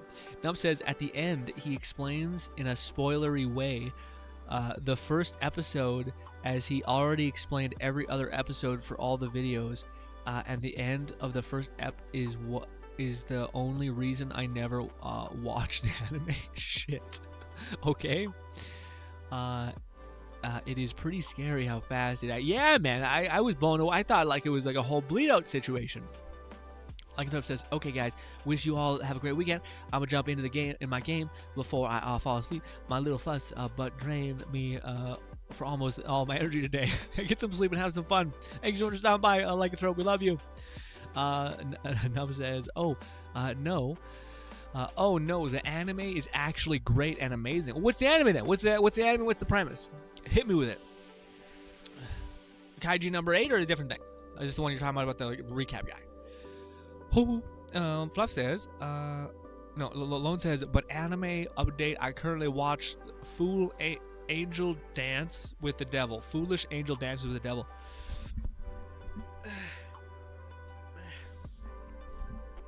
I got heartburn, a little burpee. A little burpee. Now, Fluff says they are doing it out of desperation. The devs had to evacuate due to Ukraine conflict. Oh! Ooh, okay, that's a powerful spin. If that's a spin, that could be real. That could absolutely be real. But if it wasn't, that'd be like the most damage control god move ever. But regardless, if that is the case, that kind of makes sense. Yeah, that makes sense. Fluff says, so they're trying to recoup, but it's done very poor. Yeah, I was about to say. I feel like with those kind of things, you should always be like just honest with your community of like, this is the struggle that we're currently existing in, and like you should do that of like 2 weeks. Like again, if everything's hindsight 2020 stuff, but like if you could be like, hey, you make a video talking to your community about like, hey, we're basically like on the verge of like completely going under, and for people like Tarkov, we need a way to kind of stay afloat. Does anyone have any, like, we're open to suggestions and ideas for how we could basically move forward. This is the things that we have that we think could help, and like one of those could be this idea. But to do this just on a whim of just like bang, here's the choices we're gonna make is crazy. Like it's like you have to create a story. It sounds, I don't mean to be what's the word, kind of manipulative garbage person, but like the idea is you want to kind of like tell the story of how you ended up here, and how another person, how there could be a happy ending essentially. And the way that they just kind of like, fuck it, here. Does not seem like they did that. It does not seem like that way. Also, what's good? Sam says, Manhwa is going on. Hello, Sam. Jeez. Nub says, I need to find out. Literally couldn't remember it due to the trauma I suffered. Oshi no Ko. What is the story about? The story is really dumb, though, but episode 1 is is 90 minutes, and it's the best part of the show. What is it about? Crash says, by the way, I updated my anime list from One Punch Man. I started Dragon Ball now too. Kid Goku is savage. So you only watched One Punch Man, and you didn't watch Mob 100. Mob 100%. You didn't watch that? You love fucking One Punch Man? You didn't watch Mob 100%? Everyone would agree. All right? Everyone's in agreement. Mob 100% is much better than One Punch Man. Okay? It is. It is. All right? It's a powerful take. It's probably for different people, but it's so good. And one is completed with like 3 or 4 or 5 seasons. I think it's 3 seasons.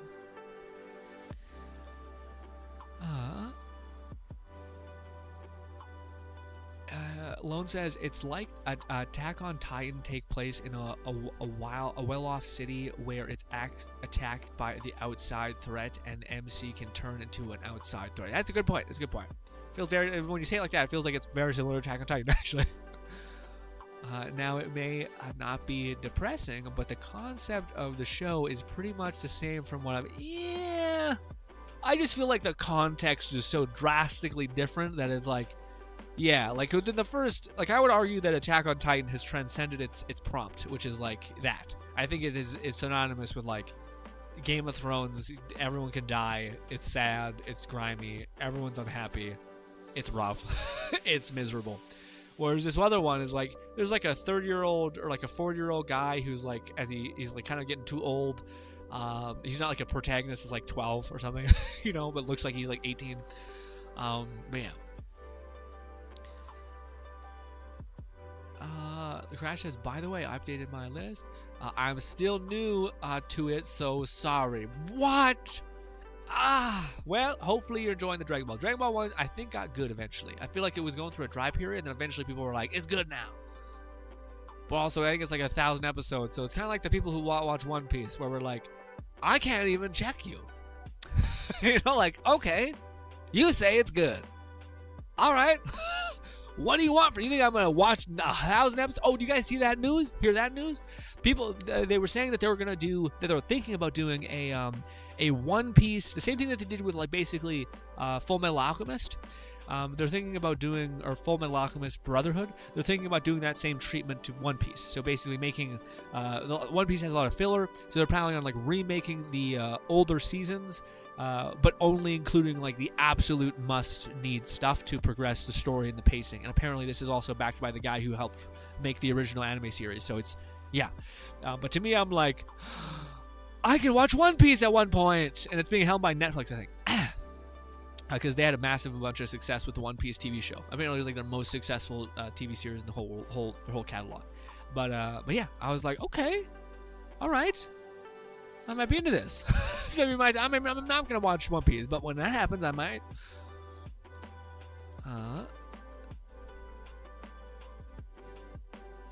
Okay, Nub says the story for the episode that isn't episode 1 is this: Guy gets reincarnated into a child of the mother he was taking care of during the pregnancy, as the mother's doctor, and tries his best to help the world be a better place while being a tsundere. What the fuck? I have to read this like 8 times. Guy gets reincarnated into, okay, this is where I didn't understand, into the child of the mother he was taken care of during the pregnancy as the mother's doctor. So the guy who is the doctor who's taking care of the mother in the pregnancy gets reincarnated as her now baby, right? As the baby that she now just had. Is that right? Okay. As the mother's doctor, and tries his best to help the world be a better place. What? How? How does he do that? How does he do that? What? Also? Am I right on that? Did I fuck up? Because that's one of the most complicated things I've ever read in my life. Guy gets reincarnated into the child of the mother he was caring for, I assume, during the pregnancy as the mother's doctor. I'm so confused. It makes me sound like the doctor is the one who's pregnant and get pregnant with him, and now he's a baby. Anyways, I think I was right my first run. I'm telling you, the story is dumb. That part, that beginning part, after that little hiccup, that makes sense. I'm in, but I don't know what the previous assessment is of him making the world a better place and also being Tsundere. I don't know what that is. Nub says, but this is the story for episode 2, 3, 4, 5, 6. That's fucking wild. Also, guys, don't let me forget. I keep getting distracted. We need to do this thing, this gamer subs thing. I keep fucking forgetting to do. I mean, I'm still new to anime. The fuck you say about 1,000 episodes? Dude, One Piece has, I think, more than 1,000 episodes at this point. Maybe close. 1,000 episodes. Can you believe that? Jesus. The story of episode 1 is entirely different. What? Okay. I'm lost even more now. So, they're trying to recoup, but it's been done poorly.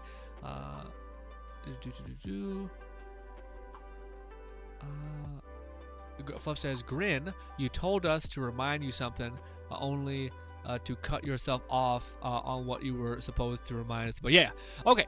So here we go. No, you just saying remind me something. It would have been perfectly enough. Okay, so ladies and gentlemen, we have an issue. We have a plight on our hands. Okay, long ago. Okay, at this point, unfortunately, long ago, an amazing comrade gifted me exactly $24 or $25, which is the exact amount for a Gamer Subs cup, okay?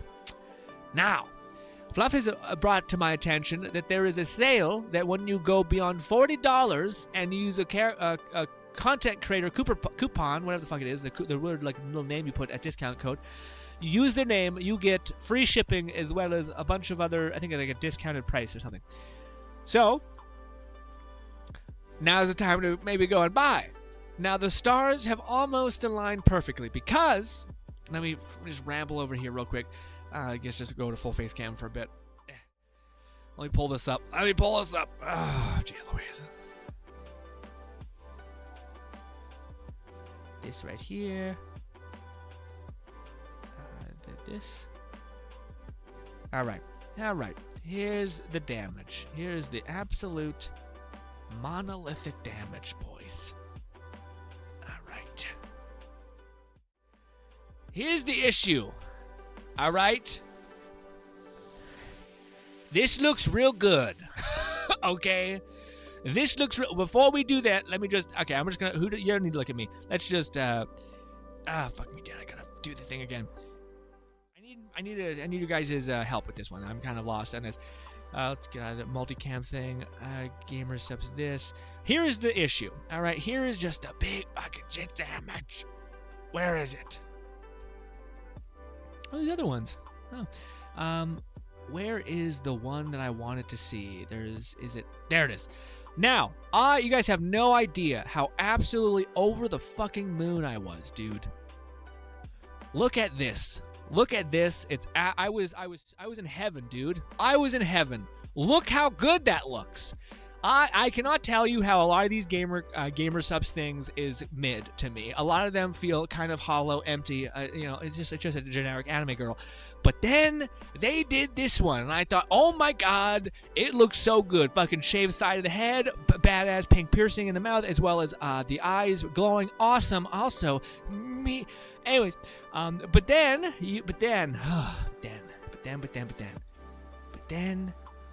why can't stop fucking this? Then they did that to you. Then they did that. Now this, of course, as soon as I seen it, I was like, this is the Meat Canyon one. It was in fact the Meat Canyon collaboration in which there's a ballsack eye infested cyst engorged other side to the character. And I heart broke because I thought we were so close to greatness, and now I can't do that. I'm gonna vomit every time I look at my cup, man. I can't. It was so close, so close. Anyways, so I can't. We can't do this one anymore. Gross. But then there's this one. Fam. Okay. Now I'm so close because this is the other. You know how I like the other like badass shield maiden Viking, shaved fucking head, cool piercing, beautiful, all that stuff. Short shorts. But then there's this one. This is the other half of my preference, which is basically Goth GF, essentially, which looks also fantastic. The issue I'm having with this one is I love it. We got the stock. This is also, I think, Fluff's cup of tea as well, because it shows less. It shows less is more kind of thing. Also, we got the fishnet stocking under thing, whatever that is. Anyways, this is the issue that, right there, guys.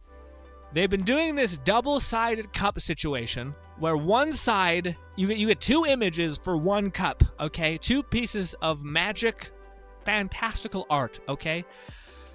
And now, we get this one, which is just a generic Gamer Subs logo on the other side, okay? So, should we wait? That's what I'm not sure about. I like the cup. I like the design quite a bit. I just don't like that I'm not getting the most value for my $20, with the other side also being an image. So I don't know. This hurts so much, it's stabbing into my neck. Anyways, but yes, I need your guys' help with that one. I'm so sad that Meat Canyons is the one it is. I was so happy. I was like, yeah, it makes sense, but like Meat Canyons is, again, it's basically like double-sided, which is why I'm like, ooh, that's nice. You pay the same price for double trouble, all that stuff. It looks great. Where's the other ones? Did they show them? Yeah, see, like this one you get a bow for the front one, and then the back one you get some front and you get some cheeks, and it looks cute and it looks nice. You get two for the price of one, but now with this one I only get one side fully sent, you know. What is this? Okay, Fluff says Isekai was a mistake. Lone says, go ahead and talk about it, Grin. Gamer Subs go. If you need a discount code for Gamer Subs, I know a couple. Yeah, definitely I have to ask you. But I just need you guys to, should we go in on this? There's a time with a discount, but I know you wanted to support hobby in some manner. It's fine. You can just give me whatever you got. I don't care that much. Damn, that looks good. Right? The Meat Canyon one? Or this one? I thought the Meat Canyon one looked so fucking good. I would buy that immediately. But then the back of it. Personally, my favorite cup creator is... I knew it'd be this one. I was about to say, because this one's my favorite too. Because again, it's subtle. It's not too risque, but it also... Who does fucking so good. And then we got the fishnet at the back. Oh my god. And we got the cute skull like it's an undead. Not undead, but like necromancery stuff. Goth. I ordered a buff pud. Yeah, I think I'm gonna make this. This was the other one. I will not order the Meat Canyon one. Absolutely not. Even though it's so close to greatness. This one I will, because it's basically there too, but without the horror on the back of the cup. I think it is a standard cup one, a double image. It's not always guaranteed. I know, but that's like what should I wait for one that looks fire as hell and also has a double image? Flo says that also bow and yeah, and oh no, I didn't know Numi had one. What's wrong with the other side of the Meat Canyon? What are you talking about? Are you fucking insane? The last thing I want to do when I'm drinking something is look and see gelatinous body mass. Okay. Well, that's actually, well, tits, I guess, fall into that same category. But anyways. Did you not see it, Lone? Wait, Cinder has her own flavor? Oh, maybe, yeah. There's a bunch of new ones coming up. Yeah, Slender just released her own flavor. Silver Veil, new flavor is completely sold out. Damn. Hot damn. Lone says, nah, I saw Fluff. Yeah, you're just a sick freak. You're just a sick-ass freak. Apparently not a fan of blind people. Stopped watching after episode 2, although it was pure garbage. Crash says, yeah, we are about to from the start. Nub says, it is the same price. It's the same price. Each are 24 for another image on the back. I thought it was bullshit a little bit.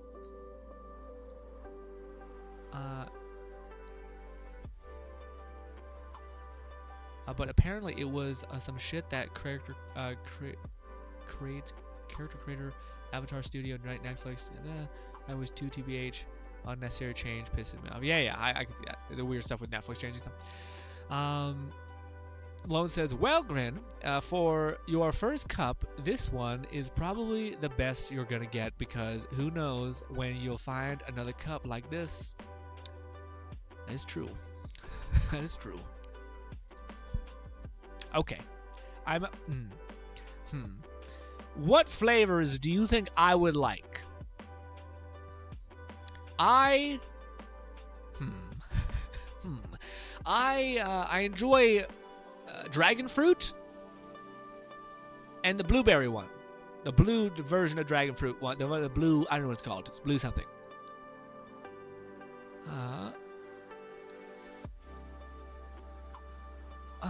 Lone says, I like this design as well. And I like the idea of Big Puffer. I don't know who this is, by the way. I don't know who this VTuber is or whatever, but yes. His skeleton body into his wife. Ooh, is that what that is? Okay, it's a dude then. All right. Helping our kings out there. Okay.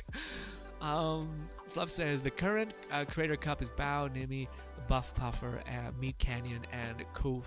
I don't know who that ass person is. Same Fluff. Underboob go crazy. I'd say go with Buff Puffer or check Numi. Who's Numies? Who's this? I think I know Numies. Is Numi the one who's the most provocative? Basically. It's like her and Bao are fighting for the thirst race, essentially. That one's pretty good too.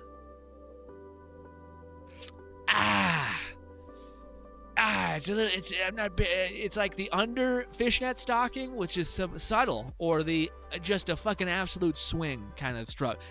Fuck me dead, dude. I don't know what this one needs to relax. That one needs to relax. Okay, that one may be too much. Maybe we don't want other mirrored image. I don't know why is she sitting on a bike? What is happening? Why is this? Where did this bike seat come from? Oh, it's not. It's a devil. I thought it was a bike seat. Huh. It also does look like she just shit out a dragon or whatever, a little tiny demon monster. I mean, this one is more subliminal, and I like that one. This one's a little bit more, I don't know, I don't want to be that way, gang, but it's a little bit like a succubus. Gonna suck you dry a little bit. This one seems more like a cute little, what the fuck is it called? Goth GF. I think we're going with this one. What flavor should I get? You've won me over. It took a lot of you for you to do that. I know. Oh, okay. They also sell shirts with those. Yeah, I know. I don't think I'm gonna buy a shirt. I'm not. I don't want to walk around with fucking anime girl on me. I'll get judged. All right, by nobody but myself. What sort of flavor do you usually like? I don't know. I think I want to try the one that you really like, Fluff. Is like your favorite, but I want to get the caffeinated version. I don't want no fucking non-caffeine to have an ass liquid, okay? I might get one. I might get one just to, like, when I wanted to have a snack or something. Blowhole Blast is the one that Fluff always loves, so I think we'll try that one out. And yeah. Lone said, hell, I might buy free marketing, baby. Gah! Can't be stopped.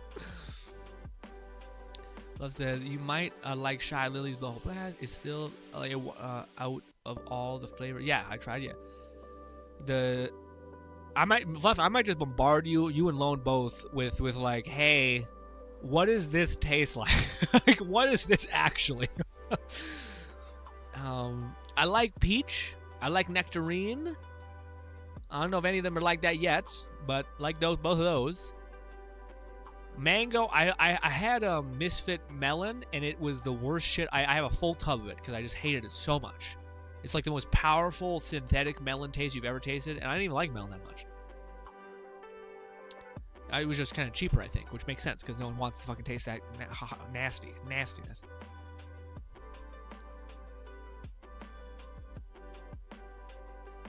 The pufferfish shit she's sitting on. Oh, is that the guy who's Puff? Whatever his name is? That's sweet.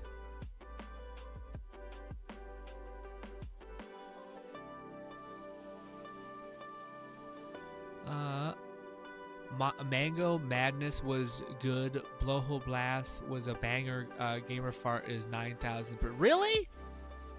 Gamer? I can't. There's some that I probably can't. Like, even though Hydra Milk might be great, that's rough. I don't know if I can stomach having that. Fluff says, personally, Bao and Numi aren't really my cup of tea, but Numi's cup is cute. Wow, gamer subs take my money. Fluff says, first, do you want caffeine? I want caffeine, and I'll probably take one that's not caffeinated. I don't know how many I will take that was caffeinated. I probably try to push into $60. worth of stuff. It says, I'm gonna buy a shirt. There's a few I want, and I don't give a fuck what anyone says. I know, because you out here living your life. I'm out here terrified of family members judging me. Love says, the energy version has 1 in 10 chance for an alternative tub art. Okay. Huh. Weird. Love says, brand risk is good if you like mango peach. Ooh, that one sounds pretty good. Mango peach. That would be nice to try, I wonder. No one says, my bed mango meta is what it's called. My bad. Mango meta is what it's called. Okay. I actually like that less. I like that more. Also, that was only a hint we needed, right? The creator knopping out. What? But apparently it was the shit that the creator created Avatar right after they left Netflix. It was TBH, but unnecessary change pissed me off. I'm lurking, playing the outside game you want to join me in. Oh, also co-op. So somewhat. What are you talking about? What are you talking about? Nope. What are you talking about? It's a stupid name, but Russian Badger flavor is actually good. What is Russian Badger's flavor again? Is it the gamer fart one? Because I can't fucking do it. The fact that yeah, fart 9, yeah. That's like, it's like how to ruin a good thing completely. Oh, we know it'd be so good if someone named one of their gamer things Gay Juice. It'd be so funny. You'll get nearly 60 worth of 1 cup and 1 flavor. Flavors, Fluff says, a flavor is $40 to a cup is 20. Yeah, that's what I thought. Maybe we spend a little more then. Maybe we spend like $2 for $80. Yeesh. Lone says, Grin, get the anime girl type flavor. Yes, that would probably one we'd probably definitely get. Although it's creamsicle, and I'm not sure if I'm really down with that too much, but we'll see. But there wasn't there a sale? Fluff, did I misunderstand? Was that free shipping or a sale? Game product. Link me in Discord, Fluff. That's going to get eaten up by time. The product links.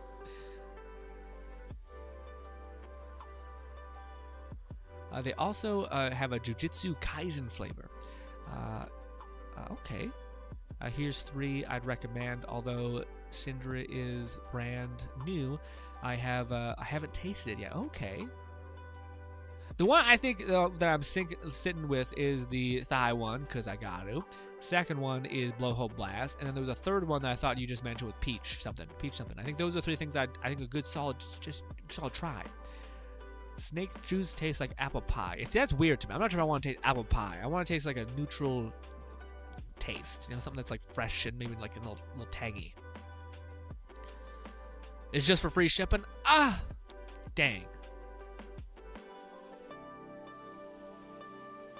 Do you know what orange creamsicle Anime Girl Thighs is really good? Do you like orange creamsicle? Yeah, I just don't know if it's like, what does that even taste like creamsicle? Is it a refreshing thing? Is it kind of like a sweet thing? JFJ brand snake oil is like apple pie, free shipping, which is technically cheaper than the usual 10% off. That's true, I guess. That makes sense. Especially me being all the way over in Canada. I bet that's a huge thing.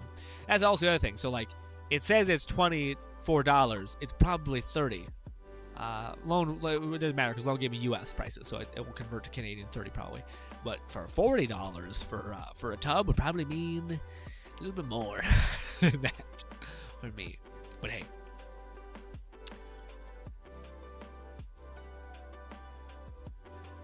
Lone says, I might be spending like $80 on Gamer Sub soon. No! See, if only we had a creator well, I don't know what the fuck it's called.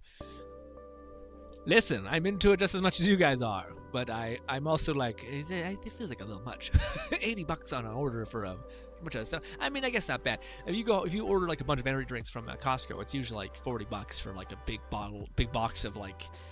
Well, it's all canned, so it's you technically have less servings because in a Gamer Subs you just have like a tiny little cap that gets like you 20,000 cups essentially. But also people do like 5 cups in one because they're sick, freak, creepy people.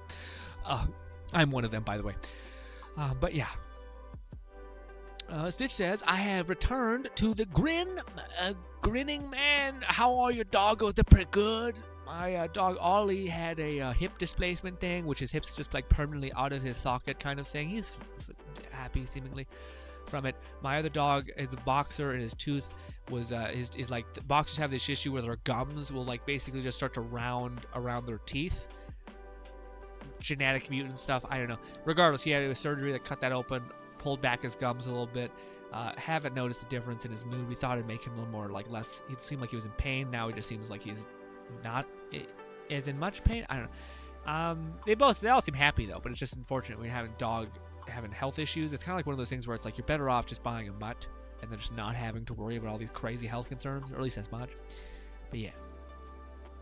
What is good, Mike? How are you? You just missed our gamer subs talk where we were looking at the cups that look all kinds of provocative. Fluff says shopping caps at 220, I believe, but it's good deal right now. What does that mean? Shopping caps at 20? Oh, shipping caps at 20. I see. Send the links into. Thank you. Fluff says, I already bought both Buff Puffer and Coefficient's Cup from Coefficient Code. Okay, huh. I hope this doesn't start a trend of me being like, well, maybe we get a couple more cups. Maybe we get we drink from this cup only. It's plastic. It's not good for us, but hey. Fluff says, and when I bought as Sender flavor, a restock of Shy Lily, and another pack of ramen. Why a pack of ramen? What does a pack of ramen taste like? Ramen? I imagine it tastes like a pack of ramen, but why do you want to drink a pack of ramen? That sounds awful. That sounds terrible.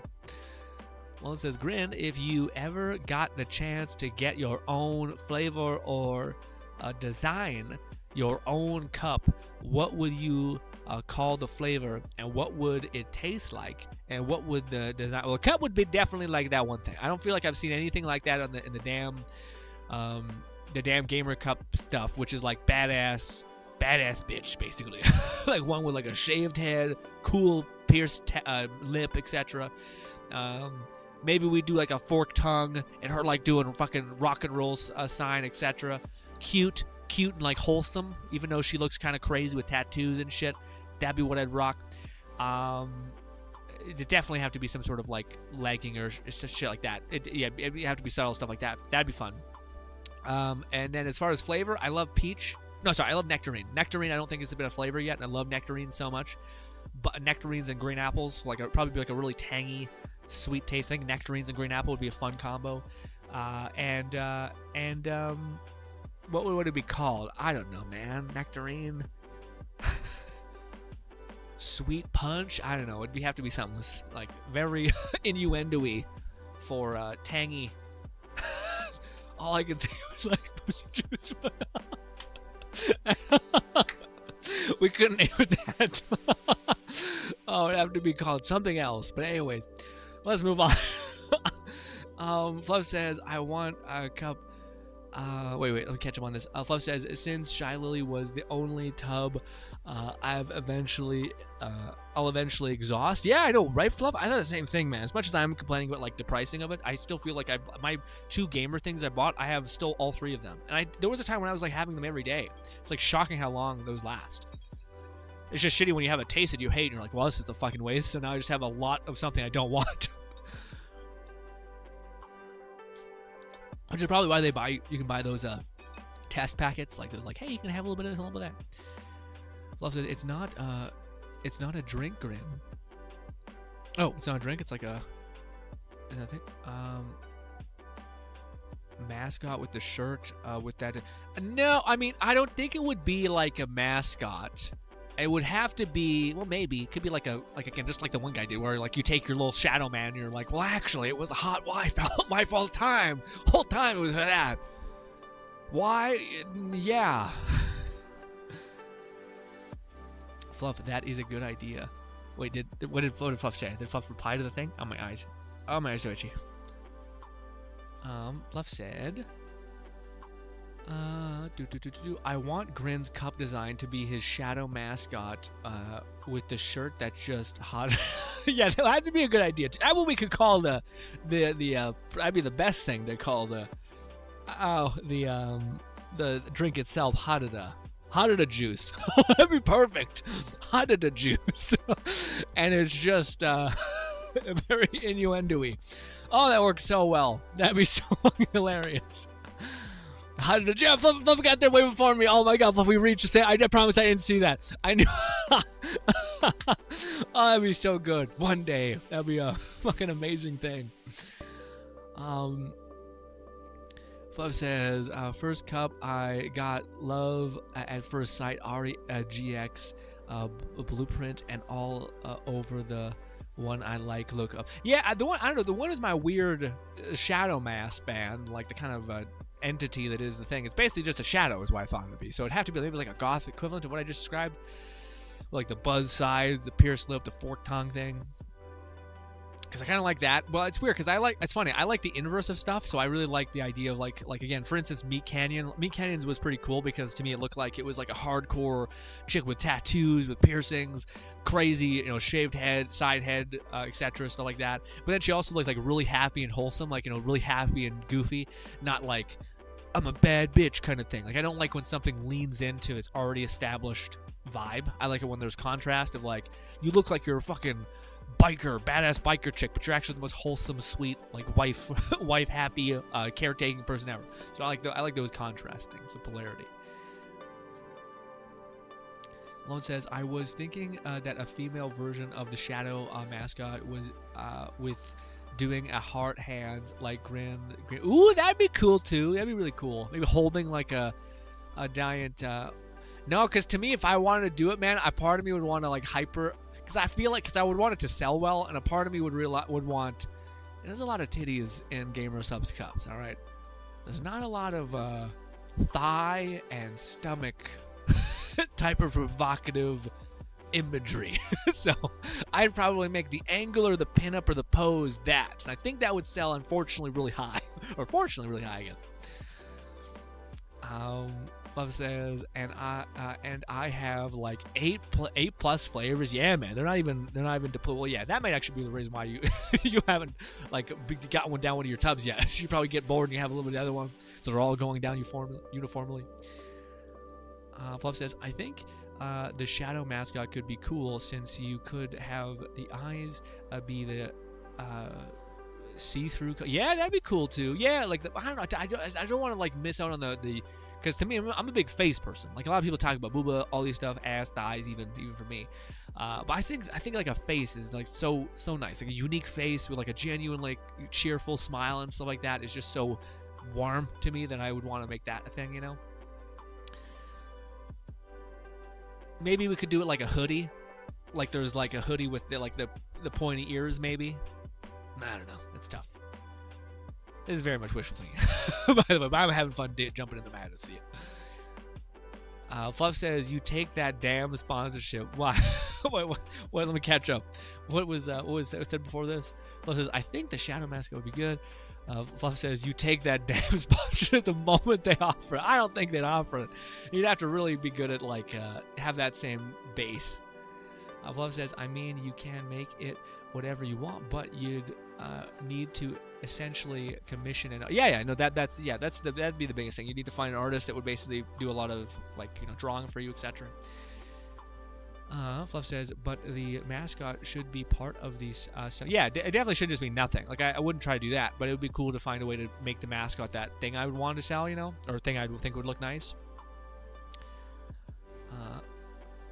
Fluff says, just like how JFJ has his sock man and Carefree is his puppy. Yeah. There's definitely again. It was really unique seeing people like my favorite collabs with Gamer Subs are actually ones that are from people who aren't necessarily like leaning too hard into their like anime lewd already kind of genre. Like oftentimes when we see like the most obvious collab, it feels like sometimes the most disinteresting because it's just like another version of the character being provocative and lewd, even though all of like a lot of the VTubers outfits sometimes have like a more provocative version than the other one, especially ever since Twitch like uplifted their like clothing ban or something like that, like their rating ban. But to me, my favorite thing is when I see people who are like, I want to take this thing and just make it slightly like sexy, not like hyper like I can smell you, but like just like it's sexy. And that to me has always been the ones I felt like were they work the best.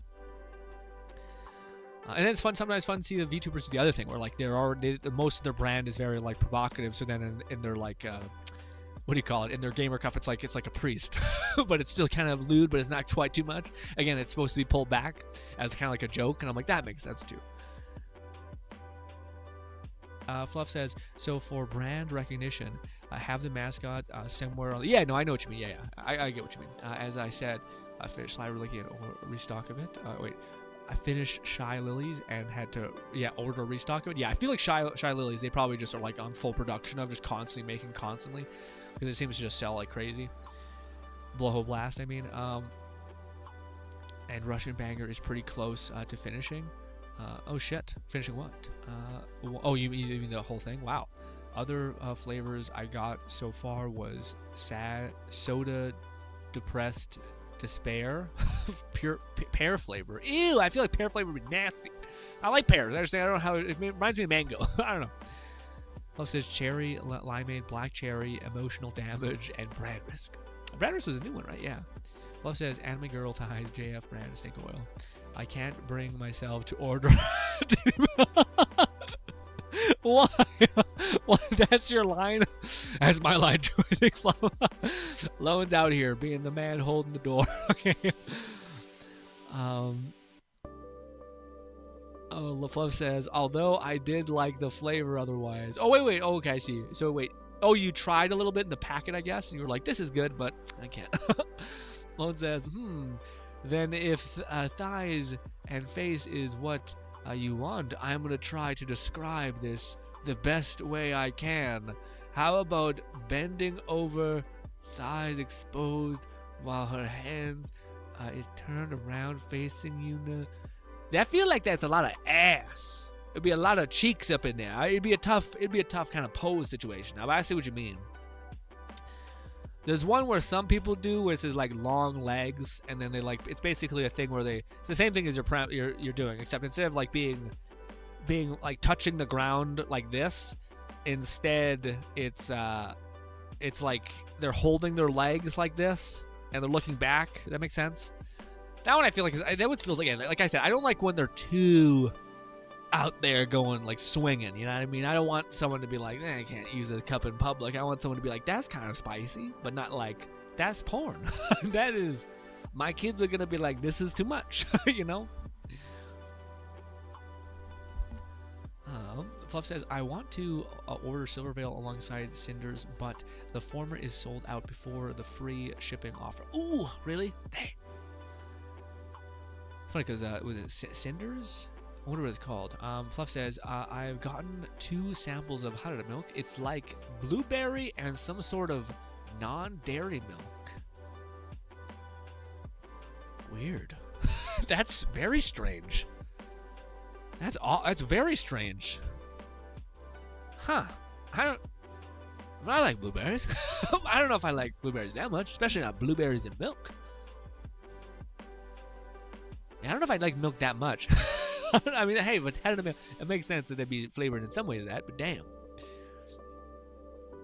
Fluff says, the issue with flavor is I can't easily describe it if it went out and about. The issue with that flavor is I can't easily describe it if it went out and about. Oh, what do you mean? So if someone was like, what you drinking? You're like, it's like a blueberry milk. Blueberry milk cream thing. You drinking milk in like when you're working all day? No, it's like a flavor thing. Why are you drinking milk when you're like, what's going on? You're like, shit, shit, fuck. What do I do? It reminds me of that one thing where it's like a stupid video of like a person be like, so you just bought some manga. What did you order? And he's like, it's about a brother and sister. You know the rest. Oh, but it's like that kind of like, oh fuck, oh no, Oh, I'm so fucked up. What's going on? No, it's not. It's a whole. It's a fake word. Oh God, no, it's actually maybe a little fucked up. Oh, that was a good laugh. Fluff says plus the power makes. Oh wait, the issue with that without flavors, I can't describe what went on about. Plus the powder makes the water look like milk. Like milk or like not milk? Like a weird, yeah. Oh, wait, do you drink it within the cup or do you just drink it with like a thermos? You probably drink it with a thermos, right? Well, the cups are, I guess, are double pints, so I think it is like a thermos E. I don't need people thinking I'm drinking. I was about to say milk or like milk. I think milk is what it meant, yeah. You're just drinking thick white substances.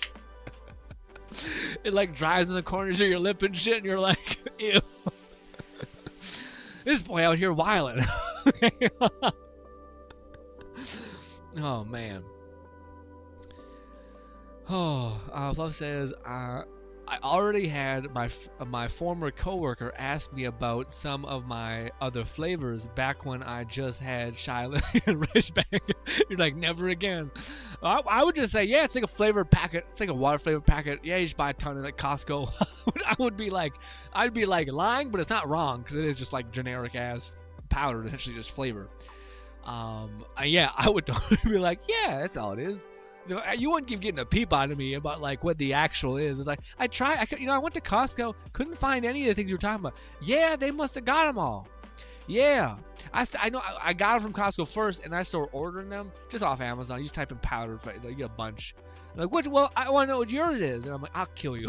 I'll kill you where you stand. I know you're trying to find this out of me, get this out of me.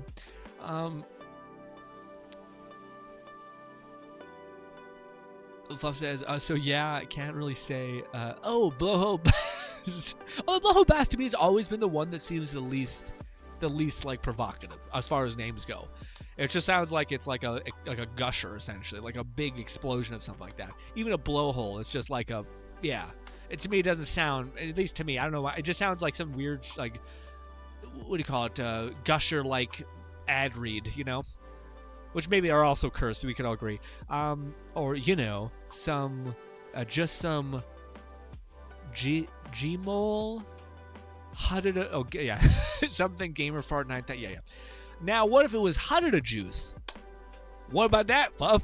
You'd be like, you get this Hudda juice. It's great. The imagery associated with it. We don't talk about it. We don't, but hey, you can talk about it freely. It works so well. What's good, Samuel? Samuel says, not gonna lie, I came more for that diamond. I get, man. We're not playing that anymore. So you should maybe unsubscribe because we're not playing that much anymore at all. With a new update, I might cover it, but that's it. Lone says, like new update, I mean like as far as the update on Deathverse 2.0, I might cover that, and then at that video, I'd probably be like, we're not talking about this game anymore, and that'd be it. But I love people who enjoyed it. Goodbye. Fluff says, every stream. Lone says, I remember when my friend came over and she asked me for something to drink, and I was like, and I said, want some Hudda milk? And straight face, I was about to say, when it comes to with your friends, you're like, this is where I busted out. This is where I busted out and we have a laugh. And they're like, what? And they're like, try it. And you're like, what? They're like, it's just this, it's like this cool flavor packet that I got. You're like, oh, fucking let me try it. What could they possibly think this try? 100% with friends, it's like the best conversation starter / conversion. You're definitely going to convert them to be like, that's kind of fucking hilarious. And also, that cup looks great. So, what was their response though, Lone? I bet it was positive. No, I bet it was like confusion and then into positive or interest. Fluff says, at least Bajo Blast sounds like Baja Blast from Mountain. Yeah, exactly. Something weird. It sounds like it would exist. Like maybe it's just some weird like, yeah. Also, you could say it like, you could fuck up the name. It sound fine. A lot of these other ones, like again, I can't believe the fact that you told me that like Gamerfart 9000 was a good gamer subs flavor is to me just like you never would have been able to convince me beforehand before I heard that name of thinking that a name could be so corrosive to how good something could be. It could be the best drink on the fucking planet, and the fact that it's named that, to me, makes it so disgusting. It's like actual shit. That's the name. Actual human shit is the name of the thing. You're like, yeah, I just want to try this. Like, what are you doing? It's just absolutely crazy. It's such a horrible name. Like, to me, it's like this would have sold so much better. Like, the meme of it isn't even that funny. It's just disgusting, you know?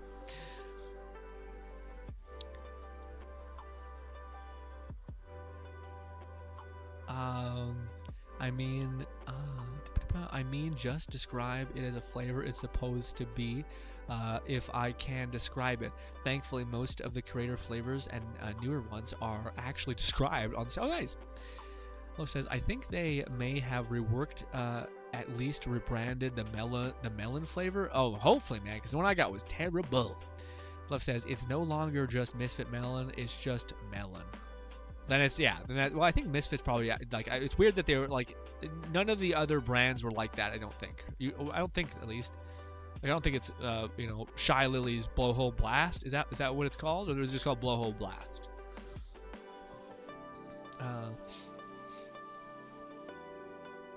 Lone says, it'd be like, I'm drinking Harada juice, then, when they make, a concerned face, I'm like, what? It's just some mango flavored juice.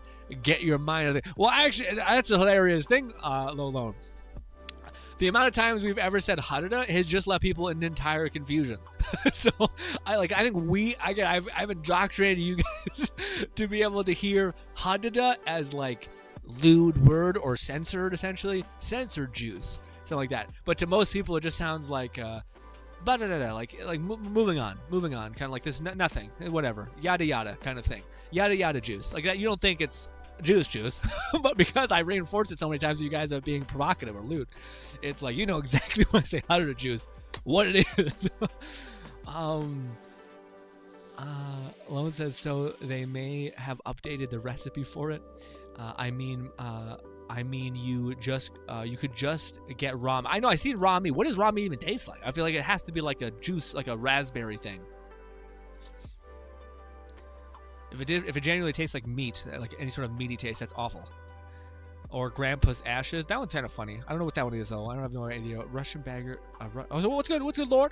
We're talking about gamer subs flavor. I'm not sure if you're into it or know about it, but yeah. We're also talking about VTubers and stuff like that. Yeah. We're talking about VTubers like gamer subs flavors usually. Russian bagger is questionable humor at times, but it's good flavor otherwise. I know, it's not even just about the humor, it's about how like corrosive it is to the consumption of it. So, again, it's such a corrosive thing. Lord says, yo Grim, I'm back from walking. Let's go, Lord. How are you? Lord, did I ask you this already? Have you ever gotten into Destiny? We're kind of getting back into Destiny. I want to know how many people are into it still. Shy Lily, we talk about VTubers. Yeah, we talk about VTubers. We talk about anything. We talk about anything, Lord. I'm big into VTubers. Well, kind of. Fluff makes me look like a fake fan all the time. I seen that there was a new person coming into Vshoujo who see, all the like clips are basically her being like, I can do what? I can do this without any yeah. She makes herself sound like a prisoner, basically, of like, or like a disgruntled, not disgruntled, like a formerly abused partner, etc. But she seems nice. All that. Part of the founders was Misfits, but I figured they're not part of the company in full. Wow. I mean, that kind of makes sense, man. Like, the whole Misfit people, you're like there's Misfits and then there's Josh Dubs. These are like this is a VR sect of content creators. But holy shit, man.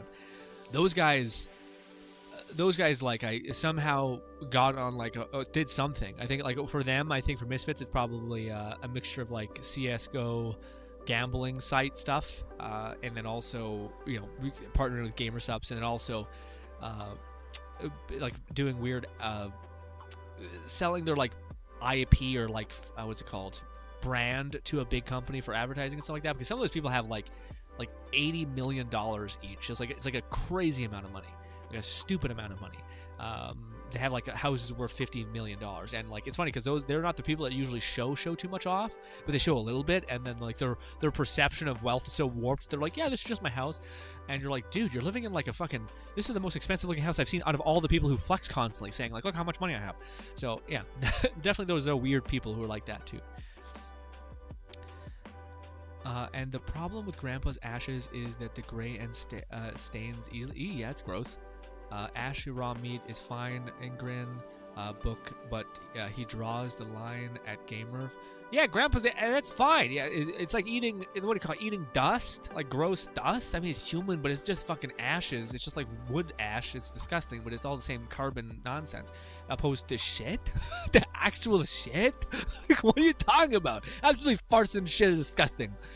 Eat, like, I get it's on you. You have a nephew. You just, what do you call it? You change the diaper. It's shit. Yes, it's whatever. But fucking in my mouth, no, disgusting. Unless there's like a shower happens after before we do. Okay. Says, most of the Vishojo new members are former Nanjisan talent. Don't know what that is, but okay. I guess there's a new agency that hopefully closed down. Oh yeah, they were a toxic, abusive relationship. I see. That makes sense. That makes sense. Kori, Machi, and Matara are all refugees from the terrible agency. Yeesh. I was gonna say though, Fluff, I did see, as far as VTuber stuff goes, I did see it always makes me sad because like there's some VTubers who are like, some people I should say, that are just like super charismatic. I found this one that was interesting, a little bit provocative, like it leads really into like the ludification of stuff. What do you call it? There was like a goblin. It was like a goblin. She like redesigned her whole like look. And it looked like it was probably the best looking VTuber avatar I've ever seen. Like, it's just, like, she could lean forward. I know that's new tech that they've already dipping into, but the way, like, everything was tracked, her eyes, her face, she could stick on her tongue, all that stuff. I know this is all stuff that exists, but it was just the way that they rigged, like, not just a human face, but, like, this gobletta, ears, and all that stuff, that was just crazy. But anyways, I looked at it, and she like, streams like once every month or something like that. So like it's crazy how these like people who are like just popping like crazy are just like, whatever. You know, it's like, damn, you have so much potential that you could like harness. But I guess some people just aren't into it, which is, you know, to each their own. It's like a bit mad at someone who's tall for not playing sports or something, you know. Lone says, you all this talk about possible GRINN themed cups make me want to do some more fan art of the Shadow mascot. It's been a while since you work. You do whatever you want, Lone. I'd love to see it. You know me, I'd love to see it. But at the same time, draw your own art. Draw what you want. Draw whatever speaks to you in your heart of hearts. Lord says, dudes, talk about I have divorced. What? Lord says, dudes, talk about I divorced Shy Lily, but she'll deny your divorce. She says together for what? What's going on? What happened, Lord? This is a meme within Shy Lily's thing? I don't know. Lone says, Fluff says, do it, Lone. Perhaps challenge yourself by keeping up with the wife. Ooh, that'd be interesting. Yeah. Actually, a really interesting thing to try to like, because all the waifu cups I think would actually be a pretty good thing to base off of your cups, like taking the one I'm thinking about buying, and then like building off of it, because they always have unique poses and structure. It's always good to build off of them, and they always have a good lean towards like curves, and it's all by different artists, so they all kind of look different enough. So I feel like if you were to challenge yourself by drawing one of those each time, but then again, I know you're really into Nikita, so maybe if you find more inspiration there, more like joy in doing those. But yeah, it'd be a good challenge. Yeah, I think so too. Fluff says, I like the art for Sweet Six. But yeah, Six Pack was cool too to me. That one is also the other one I was like, Again, thighs and six pack. I don't want it. My parents are going to be like, well, we learned too much about you. And I'm like, I agree. I agree. I don't know what it was, pineapple. I don't mind pineapple. Pineapple always has this like this scratchy taste though. But imagine if it's like a preservative flavor, like it's a fake flavored thing. I imagine it doesn't have that kind of like itchy texture to it, you know. Goblins, yes, Goblin Slayer, etc. All that stuff. I'm not sure. I think she might have in like the background of her sort of VTuber set, like a little fucking something, like some sort of the Goblin Slayer reference or something like that. Like she killed him or something.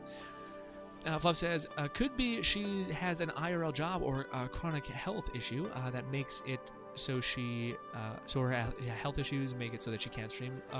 Yeah, something like that. It was it didn't come across like that though, Fluff. Like normally, maybe she just doesn't want to keep seeing private. I didn't look too much into it, but it very much seemed like The image that I got was there's a lot of VTubers who are basically also just people who rig stuff, like, so their main job is working in like 3D modeling and all that stuff. They do that for a living. They're happy doing that, and they have like clients and stuff that they do that for. So of course their VTuber model, which is like perfectly optimized for what is the most efficient and effective for, and also they have the most experience of like taking in all these types of people's requests. So their model always looks great. But because it's just not what they do, they're not like there to be talent. They're there to be, or I should say, entertainers. They're there to be like just riggers essentially. That sounded really rough. But anyways, yeah. So I think that's what she falls into, is the category of like a person who rigs up her own stuff. But also, I've just noticed people who rig up their own stuff tend to never really stay like VTubers often. I always find they're like, I don't know why. Everyone who I've seen who's like rigged up their own stuff, who has that background, always I feel like just dissolves. I'm not sure if it's just because it's like the nature of what you need to be in order to be really good at, like coding and doing all this stuff just makes it so that you don't really get that much energy and validation through socializing and building people up and etc. stuff like that. Love says, could be she has a normal job. I know quite a few VTubers that can't stream otherwise for health issues. Yeah, that's really surprising though. I guess it makes sense though, because again, I imagine there's latent insecurity for like looking a certain way, whether it's pale, whether it's, you know, unwell, all these things. And the last thing they want is for people to think of them that way. So having like a bright exterior cartoon character or animated character probably helps with that quite a bit. Lone says, GRINN, I get inspired by anything, and I go through phases of what I. That's true. Everyone goes through phases and stuff like that. I do feel like I did learn something the other day, which I guess I learned it again. But it was just that, like, if you're wanting to get better at stuff, if you're wanting to get better at learning and like progressing in a skill set, it always comes back to sleep, basically. Like, if you're not having good sleep, then you're not going to be motivated to do the work, and you're not going to be able to remember the work, and you're just going to be worse overall. And I was really struggling with doing research recently on YouTube stuff. My brain, like, I would spend like 20 minutes sitting there being like, my brain's just not like locked in it. My brain's like, I got brain fog like crazy, and it's just not working out really well. And I was kind of like, this is annoying. I was trying to find ways to get around it. Like, I was starting to take Monster Energy drinks, which is kind of helping. But anyways, really? They gave it a 6 out of 10? Wow. I just seen that. I can't believe they gave this game a 6 out of 10. It looks so unique. You do that to the late dead Dragon Ball man? I don't know. It's IGN also, so funny. Or it's GameStop, I think, whatever it is. Maybe it's PC, I don't know. But what was I gonna say? I forget what I was gonna say. What did I say? Sorry, guys. Yeah, sorry. Sleeping. I was basically starting to get like not very motivated. I was frustrated that I wasn't learning so much, and I thought basically that, I'm not sure if you guys are similar, but like I get really into stuff, and I was hypothesizing that maybe I was starting to burn out on the thing that I was learning so much about. So I was constantly like reading through comments, and I was constantly looking at other people's content and breaking it down and understanding the format of it all, understanding why they made the thumbnails the way they did, all that stuff. I did that every day for such a long time to where my brain, I was wondering if it was like, okay, no, eventually everyone has a breaking point, even if you're like me who's hyper obsessive about things, where your brain just kind of wants to stop. Like, it's too much of this one thing. I need to break away and do something else, which I do think is probably true. But then I also had the thing where I was like, oh, okay, I'm going to, before I do too many changes, before I just start doing other things. So I noticed I started to really get into like these monolithic dome homes, which is very scarce, not like information about all of them. But I started getting like really into them. Like, I was dedicating like 3 or 4 hours, staying up late just to reading about them because I was that interested in them. Anyways, super weird niche thing. But I ended up, I heard this. I watched this podcast where it talked about how important sleep is, and I talked about how important getting sleep is for learning, and not just like memorizing stuff, which we all know that that's what happens when you sleep, is your brain repairs itself and kind of cements things that you've learned. But it affects how you actually are when it comes to sitting down and learning for massive bouts of time, because your brain is essentially tired and it's not recovering. So it's basically in a constant state of shoveling things away rather than having enough time to sleep to really embed them. So I was like, okay, let me try this. So I went to sleep way earlier than I normally did, which I was going to bed at like 2 a.m., which is terrible. I used to be much better, and then I got bad, and now I'm back to doing at least 11 a.m. or p.m. Sorry, no, whatever, not 12, 2 a.m. PM. I guess it's 11 p.m. But I got in bed at that time. Probably got to sleep around like 12 or 1. But that little like 2 or 3 hours of extra sleep to me, it massively changed how like I'm sitting down, I'm studying, and I'm like, okay, no, I feel like I actually have less brain fog, and I'm ready to rip. All that stuff. And Fluff says Jupiter is one of the drawings and rigs of her models, and more recently she started streaming while without the model too. Ooh, that's interesting. I just feel like it's a rarity, Fluff. Do you not notice that? I find like with a lot of the VTubers I see, in the minute that they're done, a lot of the rig people who rig up their own models are constantly ones who like dip out fast. And then there's Gara, who hasn't been frequent streaming often this past year and a half, but she's been keeping busy working on projects and stuff with HoloLens. Yeah, Gara is one of the weird ones where she was like the most famous, most popular one ever, and then she kind of just seemed like she wasn't as into it, or like she grew. I don't know. I just noticed that she was like on top of the world, and then she stopped. I don't know if her mental health was bad or her health was bad or something like that, or she was just kind of like, nah, I don't want to stay behind the camera, which is kind of what the vibe I always got. It seemed like she was more comfortable being behind the scenes and enabling people. But I could be wrong. Lord says, I know Ironmouse IRL is disabled, but I respect her content member. Yeah. Well, Ironmouse, I don't know. I guess disabled would. I guess to me disabled, I picture like a person who's like paralyzed from the waist down. But yeah, she has like a what we call autoimmune disorder, which makes it so that she can't go and see stuff. So I do think she is basically bedridden for a long period of time, which therefore her body has atrophied, I think. But I have no idea what the specifics necessarily. But yeah. My VTubers that I watch essentially are just content creators. Is Ironmouse and Sea-Dog VA. They're just like the pair that to me is the thing that constantly keeps me interested in this world. In this world of VTubers, not like fucking I'm not gonna kill myself because I don't watch these characters.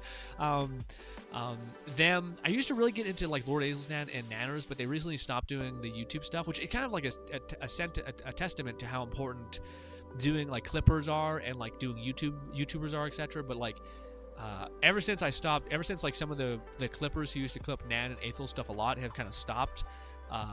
I basically have fell on out of. That's how I kind of engaged with their content and like watched their videos and figured out what was going on. So it's just a testament to like, oh shit, if I were to ever do this kind of stuff, how important it is to constantly keep like feeding the YouTube algorithm as well, like just giving your audience there a little bit of videos here and there. How much that goes, even if it's just like a little, just taking a bunch of clips from your stream that was so funny and just throwing it up there one day, like that's super impactful, you know. As far as like me as a fan who was watching, because ever since those two channels stopped posting clips of them, I just completely disappeared, and I was like, oh shit. I think they still been making content too. But all those kinds of things I think are relevant. But anyways, yeah. What do you call it? Ironmouse is up there for me when it comes to that. I found this other one that I haven't really watched too much of. She seems fun. She's like that French person. Fluff knows exactly who she is. She seems fun. I don't know. Yeah, it's funny because like I watch a lot of these things. I can't help but analyze them quite a bit. And one of the things that I always take from it is I see like some people who do a really good job about building community, and then I see another group of people who are like super good about like just being really just like fucking entertainers, like just super entertaining the whole time. And then I see other people who are really good about like creating events. You know what I mean? Like you know, Sea-Dog VA is probably one of the best people at like, you know, this whole stream. I was ending the stream when I finished burning 1,000 or 9,000 calories, something like that. Like, so those big event type streams that really pull people in because you know exactly what you're getting into, and it's also kind of a challenge. All those stuff's great. So each person does something really well, and I wonder if it's possible to kind of harmonize someone who does everything right. And how much, like, I'm sure that's possible for someone to do that, but the question is for how long? How long can you maintain that fervent pressure and then like drive before you start to burn out? Because doing all of those things really well, I imagine, would be tiresome. Lone says, and I can always mix my interest. Like, who knows? Maybe I'll draw my female shadow mascot wearing the outfit from Nikita. Ooh, that's a really good idea. That sounds hella good. Huff says, I was about to say, I'm surprised Ironmouse hasn't done a Gamer Subs sponsorship code, cup, or flavor. Yeah, no, that's crazy. I also think that, rightfully so, I think unarguably she is the biggest, I think at this point she is the biggest VTuber in the world as far as the West is concerned. So I imagine, and she also is a part of an agency, so I imagine they're probably working out on a deal, you know? Like if you wanted the most... It's kind of like Mr. Beast, where he talks about how like the amount of eyes and attention that they get on one video is almost unfathomable for someone to like dominate the entire like it's not worth, like no company can buy them because it's so expensive, you know, just because how much attention they have on them, which is why it's far better for her to kind of like push her own interests. Like I think she sells like plushies every now and again, for her booby or whatever the people are. Fluff says probably because they can't juggle a job as a rigger and still be active. Yeah, that's true. Probably takes a lot more time just passively. But that's the thing. You would think that a person would just stop. Like, in my head, it'd be like, well, wait, you could play games and do all that stuff, which is not the case. You mostly are just like hanging out with people and talking with people. So you have to have an innate love to want to do that with people. But is like you can either spend all day. Actually, it makes sense. You'd all spend all day rigging in a program while you're listening to a podcast, while no one's really judging you. Your income is always going to be stable, really. Or you could have more chaotic income, but also have to like constantly be communicating with others. And if you're good with that, you're good. Yeah. Suri, yeah, that's the one I was talking about. Yeah, she seems nice. She seems really cool. She has some like I think just like anyone, she has some like moments where she kind of probably can be shitty, you know, with like anybody. But yeah. I have heard her health has improved. Yeah, that was what I was going to talk about for Iron Mouse. Her health has improved, and to me, it's like one of those things where like that's kind of annoying, but I don't not annoying. I don't want to get my hopes up, you know. That sounds weird, but like I just want her to be happy and okay. Does that make sense? Like I'm a pretty big fan at this point of Iron Mouse. So to me, I'm like, there's been a time where I'm like, oh, she's really getting up there, and then she has like one really bad week, and it kind of is like, oh fuck, and you kind of get your like. I can only imagine how she feels as well, like getting her hopes up about like I'm finally getting better, things are looking up, and then smash, and you're like fuck, you know. So it's kind of one of those things where I'm like, I just hope she's okay. I hope she's happy. That's the best thing. I hope she's happy, and it'd be amazing if some absolute bamf figured out how to like help an autoimmune disorder, despite it being one of the most complicated things ever because it's different for everyone seemingly. But yeah. Crazier things have happened in the last couple of years. We made AI, so it's not out of the question necessarily that we can have some crazy surges of mass, technology and such.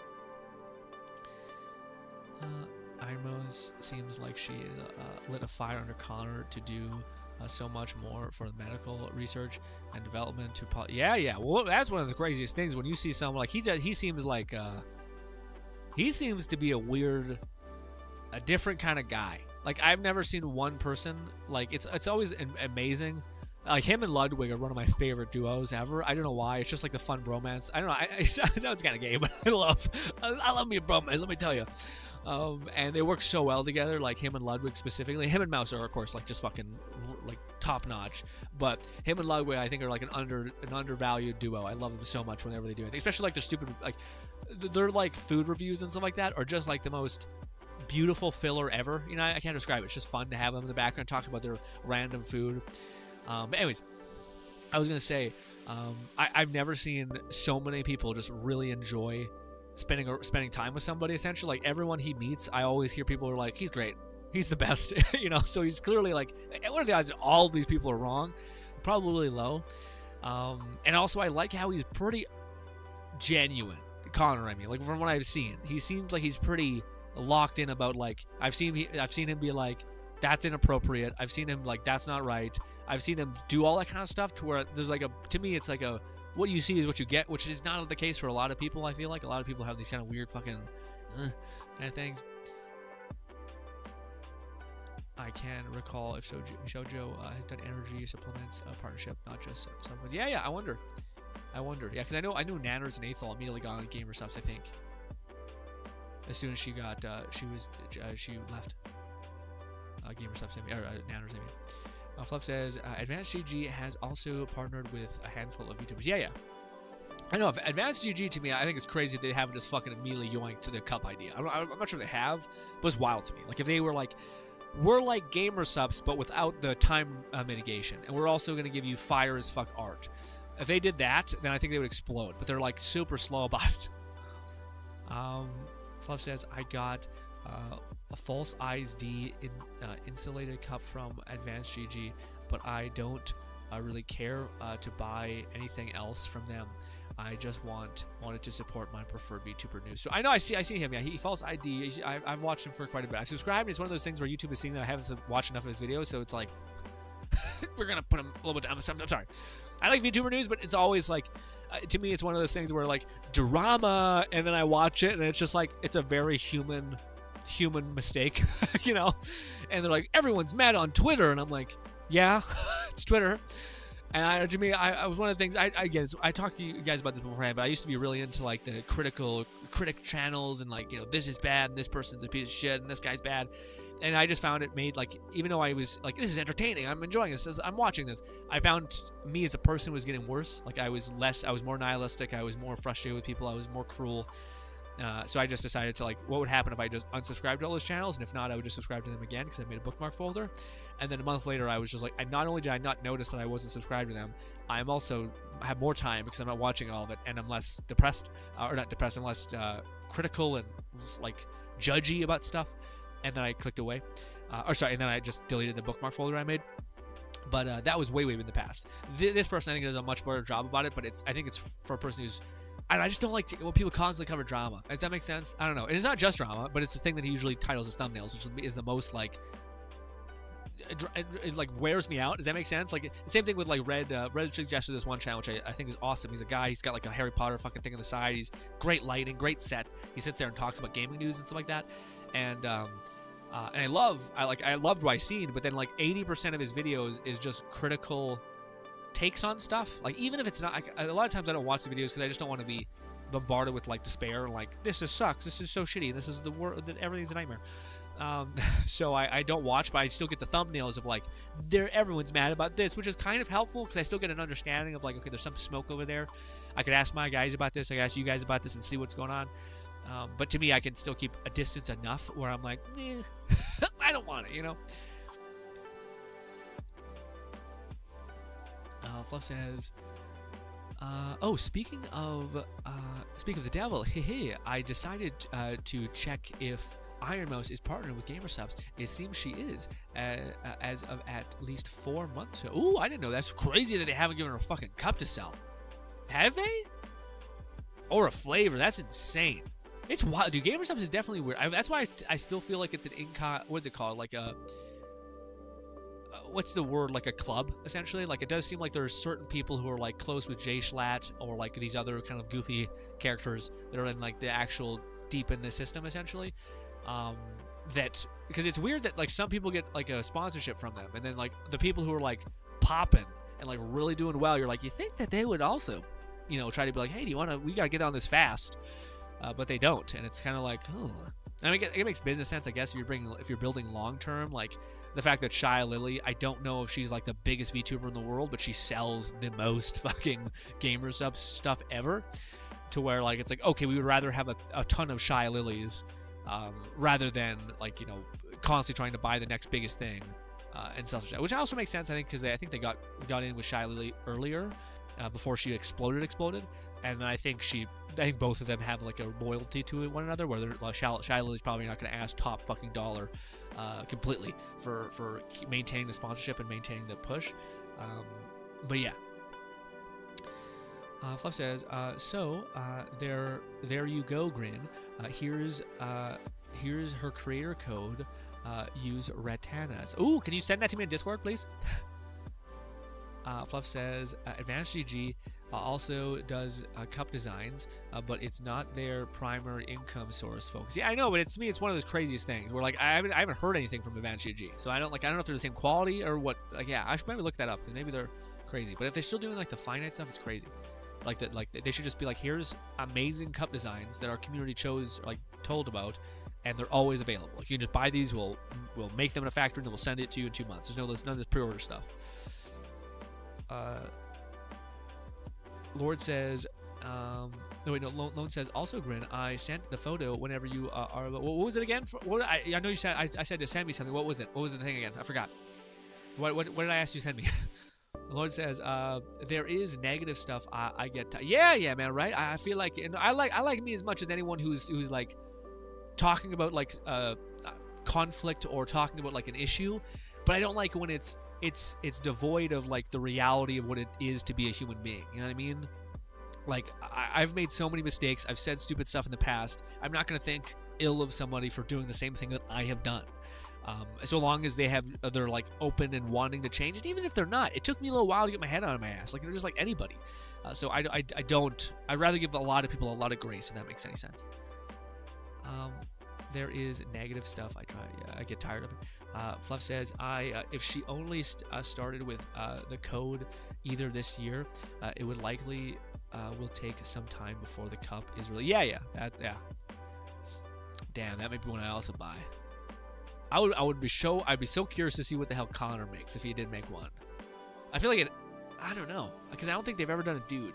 And I think Booby is such a provocative character for the his fandom, which is women. Where I think also the dudes are like, well, I appreciate the meme.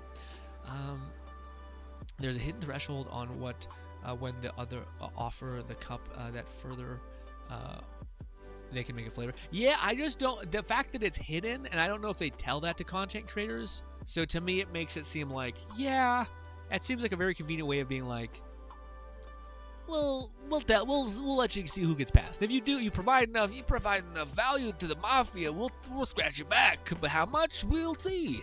We'll see how much you play our game, and how much we like you. Maybe not. Maybe it's all business. It'd be nice to see that, but I don't know. Puff says Meat Canyon is an oddity as he got his flavor before the cup and other merch was released shortly. Yeah, I was about to say maybe it's because they made the deal and then he decided like, guys, I'm leaving. Like I'm tired, and they were like, fuck, we don't want to lose this Legends kind of like momentum, so they're like, let's get into this. Bao the whale is really out of line, but she's selling merchandise. What happened with Bao? Why is she out of line? What happened? I missed some lore on that. Bao to me has always been like a really eccentric character though. Like I watch clips from her and she seems like she is fully assimilated into like gremlin-y chaos essentially, to where it's almost like, again, it's almost like people, like there are certain content creators that I give a lot of levity to because they're clearly just fully sending everything, and that's the point. That makes sense?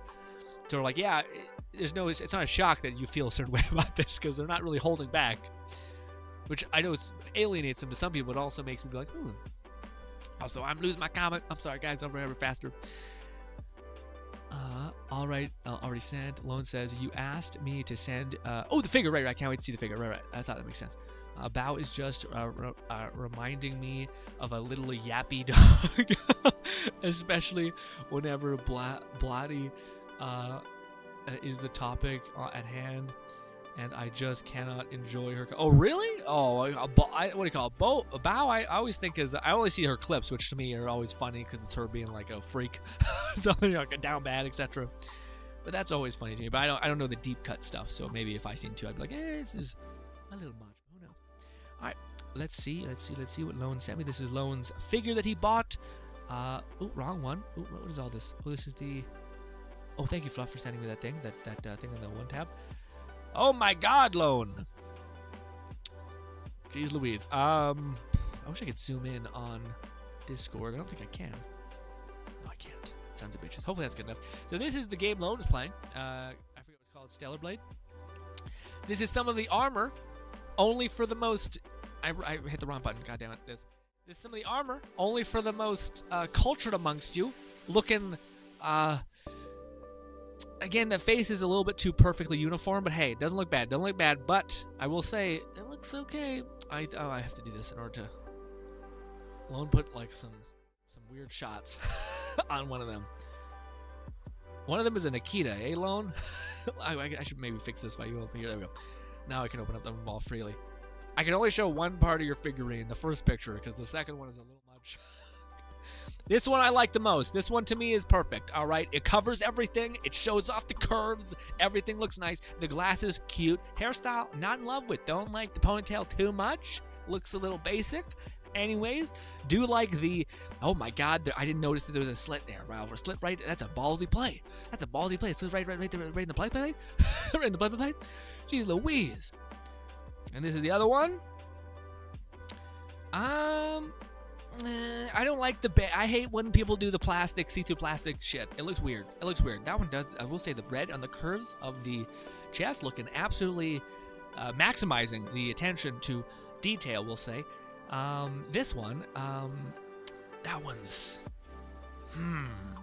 If it was slightly less exposed, if the hips were a little bit less exposed, I'd be locked in. It looks good. I don't mind it. I don't. It shows too much. Again, we want a little bit of the hips showing, not all of it. And then you have to do this just shows so much. I like them, but I do think these people be wild. I do think people need to take one step back. All right, so this is the figure Lone got. What is this goddamn thing? There we boom. No, wrong one. Wrong with this. This is the figure Lone got. Looking pretty good. It was less big than I thought it was. Of course, this is Nikita. You got your phone in the background there. Nice. You got a little flash to make it happen. It looks good, Lone. It looks damn good. I will say the face is, I don't think, can you guys see a little bit of the, all right, let's just do one of these, go back here, and just like that, and we're back. Lone, not goodbye, like you did a goodbye, that was a goodbye. Do not dislike any of the things you showed me. Let me catch up on some stuff. Let me catch up on my guys commenting some stuff. They have done male curator cups, multiple even. But are they all dudes? Like, are there dudes on the thing? Or are they like a gender bender version of that? Aethel had one. Oh, really? Oh, I didn't know Aethel had a curator cup. Oh, I wouldn't know what it was. I want to know what it looked like. Lord says, one more thing. My hearing about Kanye put me in a foul mood. I just can't stand his personality. It's too attention-seeking. Yeah, no, I've completely disconnected. I've always thought Kanye was just a doucher, essentially. Yeah, I could not care less about a person who is... I mean, even his music I haven't really listened to, but yeah. But yeah. Stephen Hay has one as well. It's just a nice photo of him with a shirt colored by his flavor. Oh, that's cute. Okay, so no, never mind. Okay, so that's fine. Okay, I didn't know they did too many of those. I thought they were all Huaman-based. I do like when the content creators have to push themselves to find out, okay, what is the version of this that I can have fun with, while staying on brand with game recept. Bao the whale is out of line because she can be straight suspect with her lewd behavior. Okay, I see. But man, I should have gotten Soda Pop and Cup design. Was a double-sided and both sides look great. Dang, that's like the triple thread now. Take it both sides, double value. I mean, clip are just short, concentrated insight of her, but for what I can tell, she's almost always like that. Yeah, she seemed like a character that goes hard in the paint, which to me, I can see how it's not for everyone, and sometimes it's not for me. But I think it could be. It's not reprehensible, you know what I mean? I don't think that's too bad. There's some people who I can tell, like, how do I put it? I can tell people are like, I always talk about it, but to me, it's always kind of gross. Not gross. I can tell when people like hypersexualize themselves and do certain things. I shouldn't say I could tell. I don't know. I don't know anything. I'm not sure. I'd have to have some sort of grand insight, but I don't. But I sometimes feel like I get a weird vibe when I see some people do certain things, whether it's like they super lean into the provocative nature of the sexualization of their VTuber avatar or whatever it be, which is not really their choice to do, by the way. It's not. It doesn't come across as good to me. It kind of comes across as manipulative. Like, I'm gonna do this because I know people will associate. Whenever I do this, people tend to donate more. People tend to have more fun. People tend to like graft to me more and stuff like that.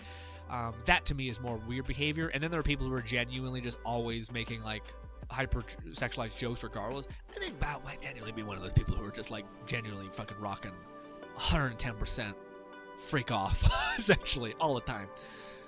When I say I'm saying, let me catch up. Lord says, when I say straight suspect, it's my way of saying people say pervy things in a heterosexual manner. I see. Fluff says, I just do not have the energy to spare for such. Fluff says, I mean, what's wrong with her being straight? It's oddly that is somewhat... especially that most VTubers are only attracted. Yeah, I was about to say most VTubers seem like they're everyone's attracted to everyone, or very much so to me. It seems like everyone is having fun, which I very much get this vibe. Where a lot of the VTubers stuff is very much people just having fun with being like, how do I put it? There's no like, especially I'm not sure, man, but growing up like in the year 2024, like it's one of my favorite things. One of my podcasts I really enjoy watching. They call it White Boy Fun, but it's basically people being real gay. Essentially, people just like best friends saying some stupid suspect shit to you, and you both know that you're not fucking fucking tackle each other and make out or some stupid shit. You're just being wild. You're just having dumb fun. And you both know that it's all jokes and it's all goofy. You know what I mean? I think that's the same thing. Except I think sometimes women take it to like a place where women are also, by far, in my experience, like supportive and kind. So it comes across more of like a, ooh, I'm actually interested in it, but it's not. It's you, but it is, regardless, it's still like very wholesome. Or not wholesome. It's very much more of like a, I'm gonna do that same goofy like fun where I'm constantly pushing against you, and we're having fun with like being what do you call it, super supportive, or like a little bit too into it, and so on and so forth. But yeah, I do think, like, to me, on average, it seems like a lot of VTubers. I don't think it's that they're like it could be that they're all bisexual. That could be a thing. But I think a lot of times it's they have a lot of fun playing with those weird things. I should say weird things. I mean, like being provocative in that way, having fun with with being all kinds of crazy, making the innuendo jokes because it's funny, not because they're genuinely interested in all these things. Also, Lone, I didn't see what Lone said there. Let me catch up. Lone says, you should see the skin from the back. I did see the skin. I think it's too much ass for YouTube. And technically, Connor does have a cup indirectly via trash. Ooh, all right. Okay, I didn't think about that. Lone says, to be honest, I just don't care for VTubers that primarily theme is harada or lewd behavior and topic. Yeah, that's true. But what if that's also, like, that's the other thing, is what if there are, I agree, like, I typically don't like people who are overly sexualized, especially with their content, but I also think sometimes there's an argument for that. That is just genuinely who people are, or what they find funny. Like having friends that are constantly like flirting with everybody, even though they're only really enjoy sexually one per type of what you call people. And yeah. Worse is once the bank on a parasocial that was the kind of thing when people bank on parasocial relationship, specifically with like the illusion of like being someone that like that they've kind of fostered the sexualized relationship with, which I don't know, to me it also seems weird because I like, it feels weird me talking about this whole thing because it just seems like this is always going to be something that people do. So the best case scenario is always for people just to kind of what do you call it? Be okay, like be fine with it. Like find a way to not be manipulated by these people, and in fact have fun with them. Flirt back with them without getting your emotions tied up in this necessarily, or just walk away. And maybe they're not doing that. That's the other thing that's tricky to me. Is like, well, what happens if the person's like, no, genuinely, sincerely, I'm not doing that. That's just what I personally find funny, and that's just what kind of comes up a lot. And I don't want to stop doing that because it feels weird for me to synthetically stop just because a couple people take a wrong understanding of it. And I'm like, that's fair. That's a fair thing to say, So I kind of feel like, it's hard to really describe. So it's just different strokes for different folks, Load says, oh, I'm not here to demonize the hetero. I like hetero. No, I understand what you're saying, Lord. It's almost like, she's just pointing out that a lot of them, again, I noticed it too, where it's a lot of the female VTubers, specifically with Bao and Numi, there's like this constant playful goof, which again, to me, as I always say, is white boy fun.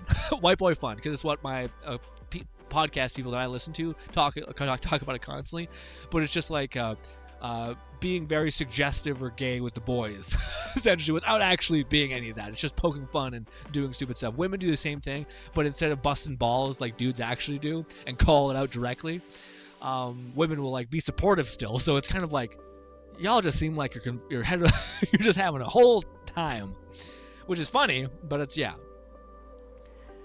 can pair any guy with any girl, but feel free to go ham when shipping the girl with each other or the guy with each other. Yeah, that's true. Yeah. It's always been something for the longest time where people just go ham with shipping. So I've noticed it with dudes with other dudes. Yeah, I think it's because everyone deep down, even women, deeply like the bromance, like a dude being like, I got your back, bro, 100%. Hey, I'll support you. Like I think even though Connor and Ethel were close, but not like very close. Like I think Ludwig and Connor are much more closer than like they seem like actual genuine friends that talk constantly. To me that makes sense. But even the little bit of like Ethel and Connor kind of like having this back and forth, everyone was like, I'm into it. Send it.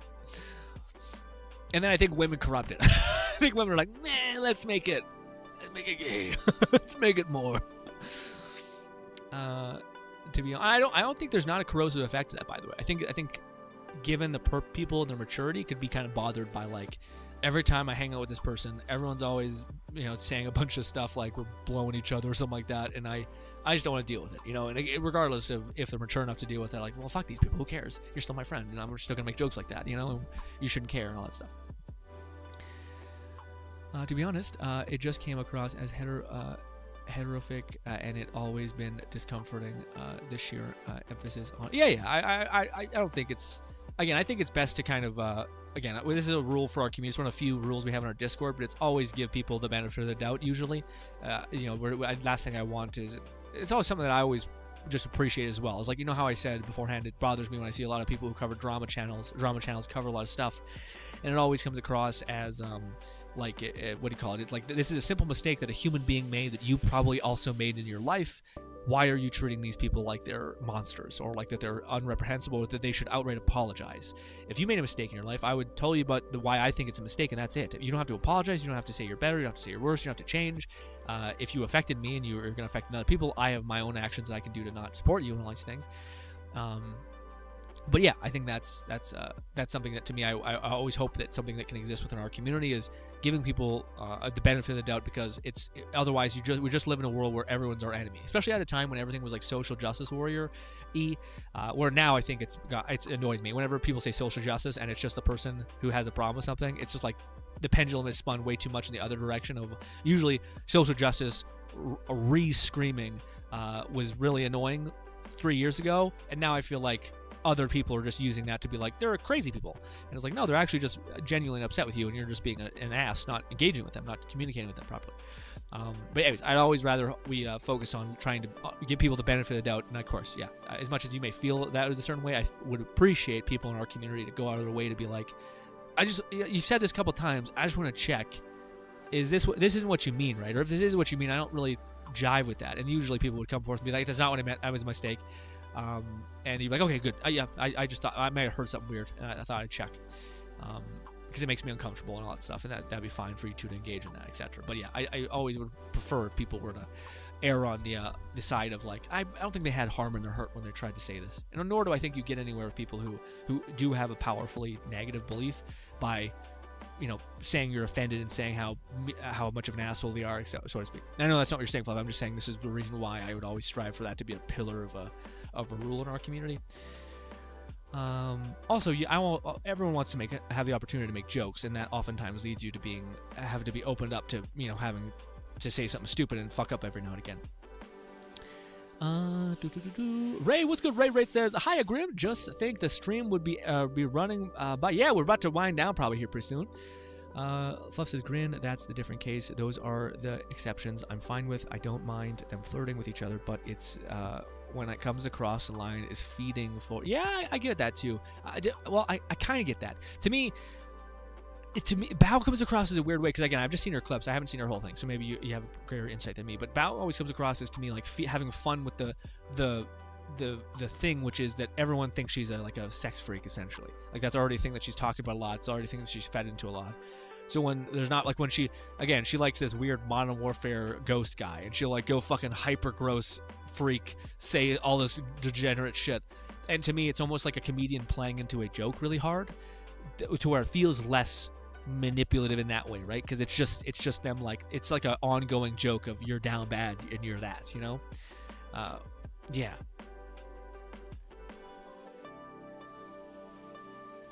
Raid says, "I thought I just woke up late. Technically we are over time, right?" Yeah. I kind of figured, but it's nice to see the stream, so yeah. Raid, what do you think about these gamer cups? What do you think about this one? Thoughts?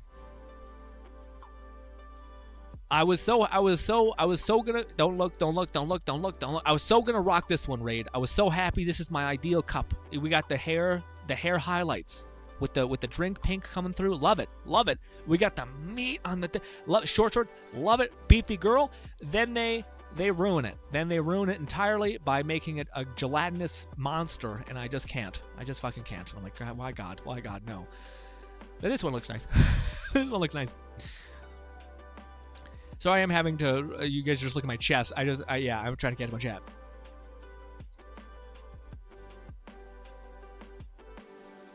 But it's clearly made both Callie. Yeah, you know, that's like anything, man. Like I always noticed that, like in the past, when Connor and Mouse, there was like a growing period where like they had to kind of mature beyond it. But there was like a thing where people kept, you know, saying Mouse and Connor would make the best husband and girlfriend and wife, and regardless of what you think might be happening with them, even now, regardless of the time, it seemed like it made them really uncomfortable, and they always like fought it tooth and nail. And they got mad when it happened, and they kind of didn't know what to do, and they kind of got mad at each other sometimes for doing stuff. And that to me is like a very, yeah. I think we've all been there when you're hanging out with a girl and your friends are like, oh my god, you guys dating? Or like it makes things awkward with the person that you're just having a fun time with, connecting with, like as a human being. And my comment about it come across as heterophobic, directed at anyone saying anything where I wasn't meaning how the idolized shipping has been. Yeah, no, okay, so that makes sense. Love says, again, I wasn't calling out anyone. I was not my intent. No. Yeah, I know. I wasn't necessarily saying that, Fluff. I was just like this is my video I was watching. You guys should watch this. It's called The Magic Behind New Vegas. It's a big hour-long video. That's why I'm watching it at 3 times speed. I was. And they start talking fast, and I have to slow down. But yes. But you know, the reason, again, oftentimes, guys, when I bring up something, it's not that I'm like shaking my fingers at you being like, you did something bad. It's me being like, okay, regardless of what this is the opportunity for me to talk about something that I find interesting, which in this case was why one of our rules in the Discord was always give people benefit of the doubt. And that's, again, a reason why we always go into it. It wasn't because I was like, Fluff is doing bad. This is a reason why we have that rule. Fluff, I don't think, succumb to it, but this is why, to me, it's valuable and why. And then just exploring why I feel the way I feel, just because it's something to talk about, you know? I mean, Bao Numi has some others that are part in the Bikini Bottom, so they're very like of how they get. Yeah. And I get that more power to them. I just don't care. But yeah, I know. Again, I feel like just like you. I feel like it can be too much. It can be too much. That's why I think a lot of the people use like I also know Shy Lily does it a little bit.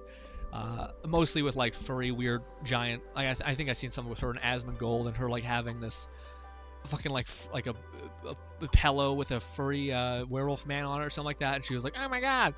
But I think that's like it's a sparse thing, which clearly is her like weird niche thing, you know, or I should say weird niche thing, but a niche thing that she's into. But it's not like this is all that our stream is basically, which I get. Some people it can be an exhausting amount, I guess. Fluff says Meat Canyon has known for his. I know why it's that. I know why it's a monster. I understand why it's a gelatinous creature. I just think I would have preferred if we were still close to greatness. Fluff says similar case there, Grin, with Connor and Mouse, but with Carrie and Kali, it was established as a part of their lore. That they're supposed to be shipped by the company themselves, not just the family. Well, that's weird. And there was a problem they had. That's real weird. I mean, it could also just be the weirdness of the company, but yeah, that's definitely strange. Where it's like, you built this into the story. Raid says, yeah, I'm not one to ask about the cups. I'm not a massive. Really? Oh wow, I thought you would have been in knowing how much you look gotcha and shit. Just because I don't care for that. Gotcha. I think that was also Bao. Lord says, Meat Canyon, cringe fuel kind of I think that's the point, isn't Meat Canyon supposed to be like hard to watch, or it's like fuck, yeah, Jesus. Yeah, I think Meat Canyon's a special. So I think it will always go down as like a special YouTube sector. You know what I mean? Of just like Jesus Christ. It's also kind of an event when you get like, and it's also an honor when you get like a VTuber, you get a Meat Canyon video made about you, you know, whether it's Mark S. Brownlee reacting to his and being like, fucking shit, or something like that. But ladies and gentlemen, thank you so much for your time. I don't know if there'll be a video on Monday. I also don't, we'll see. There might be a late stream tomorrow for Destiny if I'm really grinding and I wanted to try to play a little more, but it might just take tomorrow off.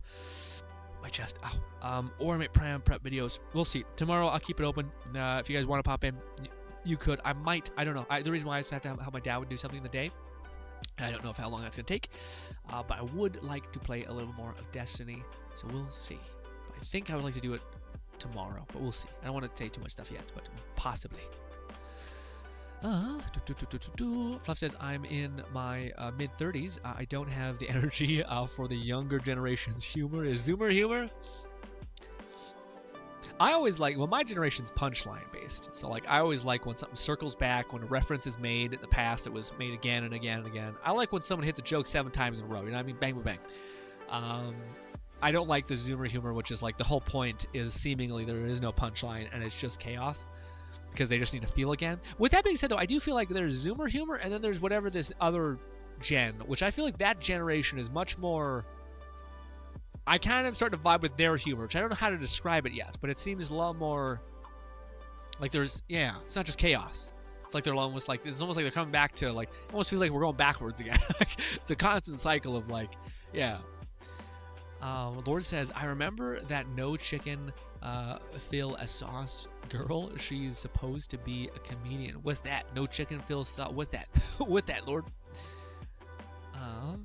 Fluff says, Callie has been one of the few that genuinely show interest in guys, whilst also being one of the boys sort of mentality. Weird. Really? Wow, I've never seen anything like that. I've never seen any VTuber, like every VTuber. I don't mean to be this way, but every VTuber is like, I can't get a boyfriend to save my life. I'm still single. Lonely life. I'm so lonely. And everyone just like, I feel like this may be a trap. Also, you have a lot. I mean, this is also the weird argument of like, well, you shouldn't date your fans because various weird things there, especially people who you don't know, have met. Maybe they're stalkery, creepy, all that stuff. So maybe that's the argument. But like, the argument is also, well, you're a very successful personality, and a lot of people I think who are watching this clip will be like, oh, I want a boyfriend, would be like, I like you enough to try that out, etc. But then I think it's the argument of like, no, you wouldn't date your fans because it's weird, all that stuff,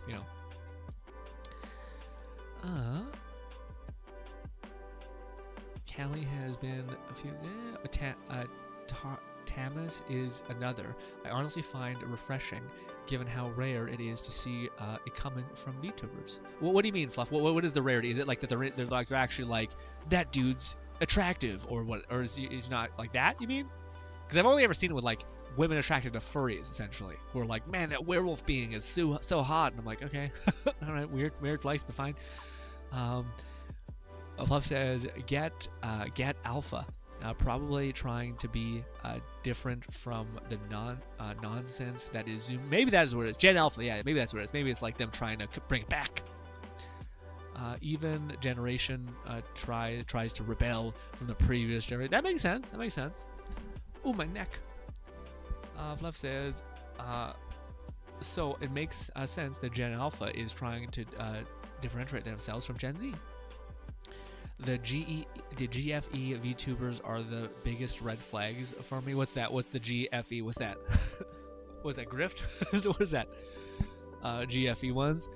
But yeah, what do you call it? That's something to me I find is funny.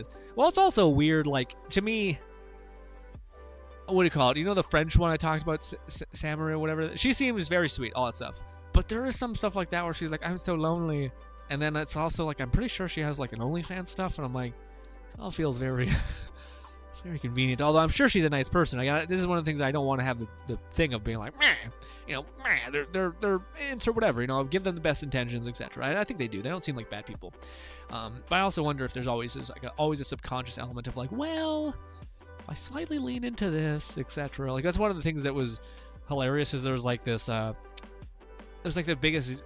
She was one of the biggest people on Twitch who were very did pushed Twitch's like red line. She did a lot of licking ear streams stuff, etc. But people ended up finding out that she had a husband for 5 years or something like that, and apparently he was not very good, all that stuff. But point is that as soon as they found out that she got mass unsubscribed, so I wonder if there is this kind of subconscious well, I am kind of doing this whole parasocial girlfriend vibe thing, and I don't ever really want to aim towards that, but if I'm going that way anyway and I just subconsciously say some stuff, maybe it's that. Also, what's good? Sung says, "Sup, hi bro, what's good, Sung?" Love says that's what I mean to call both Tammy and Kali showing invested interest towards the likes of Adam Sandler, Shrek, Shrek, Snoop Dogg. The Adam Sandler one I could kind of get. The Snoop Dogg one is a interesting thing. He just seems like a good guy, so maybe it's just a good vibe. Shrek is a meme. You're insane.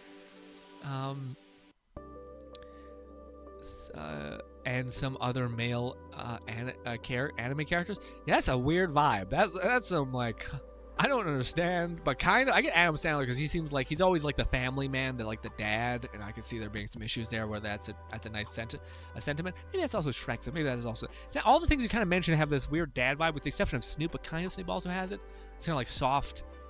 Accept you regardless of what you are. You know, I'm not gonna judge you too heavily. We're just gonna hang out and be good. Fluff says, while Terma loves Kratos. That makes sense. It's the perfect man. It's the perfect man. And other strong type dudes. Yeah, what do you got? What's hilarious to me? Not hilarious. What's the word? It is still the only reason why I say, you know how I said that French person, the French VTuber who I'm watching, I'm quite enjoying. The only reason why I think that she may not be one of the people who are really like trying to lean into this kind of like this whole thing, is because she still does the shit that like is clearly not. It's like the worst thing you could do if you were trying to play into that. Like one of the things she says is like, I really want someone who's tall, and she's already a tall girl, so she wants like someone who's like 6'8" or something like that. Well, you wouldn't say that if you were trying to like simulate the ideal parasocial relationship. Also, you wouldn't say what was the other thing? Yeah, she also wants someone who's strong enough to pick her up, essentially, like princess carrier. And I don't know. I don't think that's also the image of people who would be the parasocial thing as well. So to me, I don't know if she's fallen into it that much. She just might be talking mad shit all the time, and that's one of the things she talks about. But yeah. Lord says, only fangirls are already lonely, sadly. I'm not going to be a sucker to give them sympathy. I mean, I don't know if I should give them sympathy. I mean, to me, I do. That's a really tricky thing, man. Because to me, I would say anyone deserves sympathy. Everyone probably has the capacity to suffer and is doing things like that and all that stuff. I think it's also just like I think if we took OnlyFans out of it and we just put like person that is making a substantial amount of money and gets praised a lot, it says that they are lonely or sad, has a probably lower percentage of empathy for someone who is otherwise from someone who does not have all those things. So I think that's a better way. Otherwise, I feel like sometimes it sounds like sexist or something like that. But yeah, yeah. But ultimately, I don't know. To me, it's one of the things where like just because someone does a certain line of work doesn't make them any less human necessarily. You know, you could feel a certain way about it. I think that's fair. You know, but I think it would be a better. At the end of the day, if I were to look back on something like that, I think it would be better to look back and thought, yeah, I had empathy for those people, and I only wanted them to be happy, and I thought it was really deeply unfortunate they were unhappy. Regardless, you know, like if they're still a human being that's unhappy, that's not right. Or not, that's not right. That's unfortunate, you know. Love says, I mean, I'm sure most of us are lonely if we're spent most of our time online, whether being a streamer or viewers. Yeah, it's weird to me, man, because like how do I put it? I've been really lonely at times. Like there's been times when I've been like, there's a depth of loneliness that I feel like I am a part of a very small group of the populace who can actually experience. I don't want to go too much into my circumstance, but I think I'm a part of the thing that's pretty lonely. But granted, I also think that most people have a skewed mentality of what loneliness really means. I think that like you're if everything, you know how like everyone maybe has like a little converter for energy, a converter for knowledge, a converter for anything. I think people's converter for loneliness is deeply off.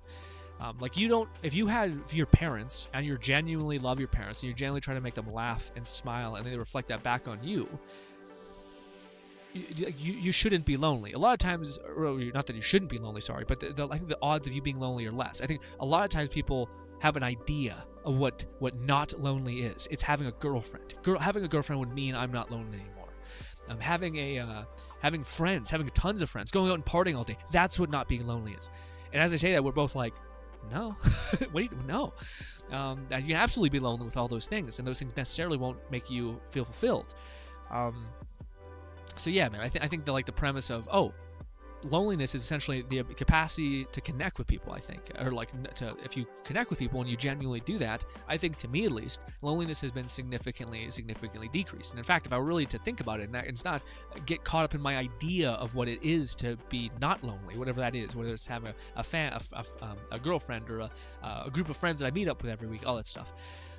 Then yeah, my perception could be warped and my loneliness could get even worse because my brain's framework is just already kind of fucked from off the hop. But when it comes to companionship, when it comes to connection, I don't know, man, if it's just me, but like you guys being here and having the talks that we do every couple weeks, to me leaves me feeling very little loneliness. I used to feel a lot of loneliness just when I was doing YouTube. Hence why I think I leaned into streaming so much, regardless of its success or not. Is because I just deeply like showing up every week and talking to you guys and being able to explore these ideas and always feeling like there's a place where I can connect with people. And I deeply connect with you guys, at least to me. And I enjoy talking about your guys' interests, and I enjoy us having different walks of life and being able to merge, etc. And I, again, especially for people who are here constantly, you guys are always here. You guys always show up. It's like having a person that I can almost always connect with at least once a week all the time. And for me, who just really is grateful for that, it's one of the things I'll always write down every day almost. I have a thing where I write down all the things I'm grateful for at the end of the day so I don't lose my fucking mind. And you guys are almost always on that, as long as my parents, along with my health, and along with my selfishness about me loving stories and like spending maybe too long reading manga or something like that. Those are things I'm grateful to do in my life and I'm grateful to have. So yeah, to me, I think that's the gauge where people get lost with the whole loneliness thing. Where I think your perception of what you need to not feel empty is actually deeply just broken in general. You need to fix the core of why you perceive you need all of these things to not be miserable. But yeah, it's maybe just my thought. Maybe I'm off on that. As long as it's not hurting others in the process. What was that referring to? Lord says, I'll give sympathy for a struggling father trying to get himself on track. But wouldn't you give it? Why would you not? To me, my brain would, like, immediately when you say that, Lord, my brain would always just go to like just flipping the switch on everything else. So a struggling mother.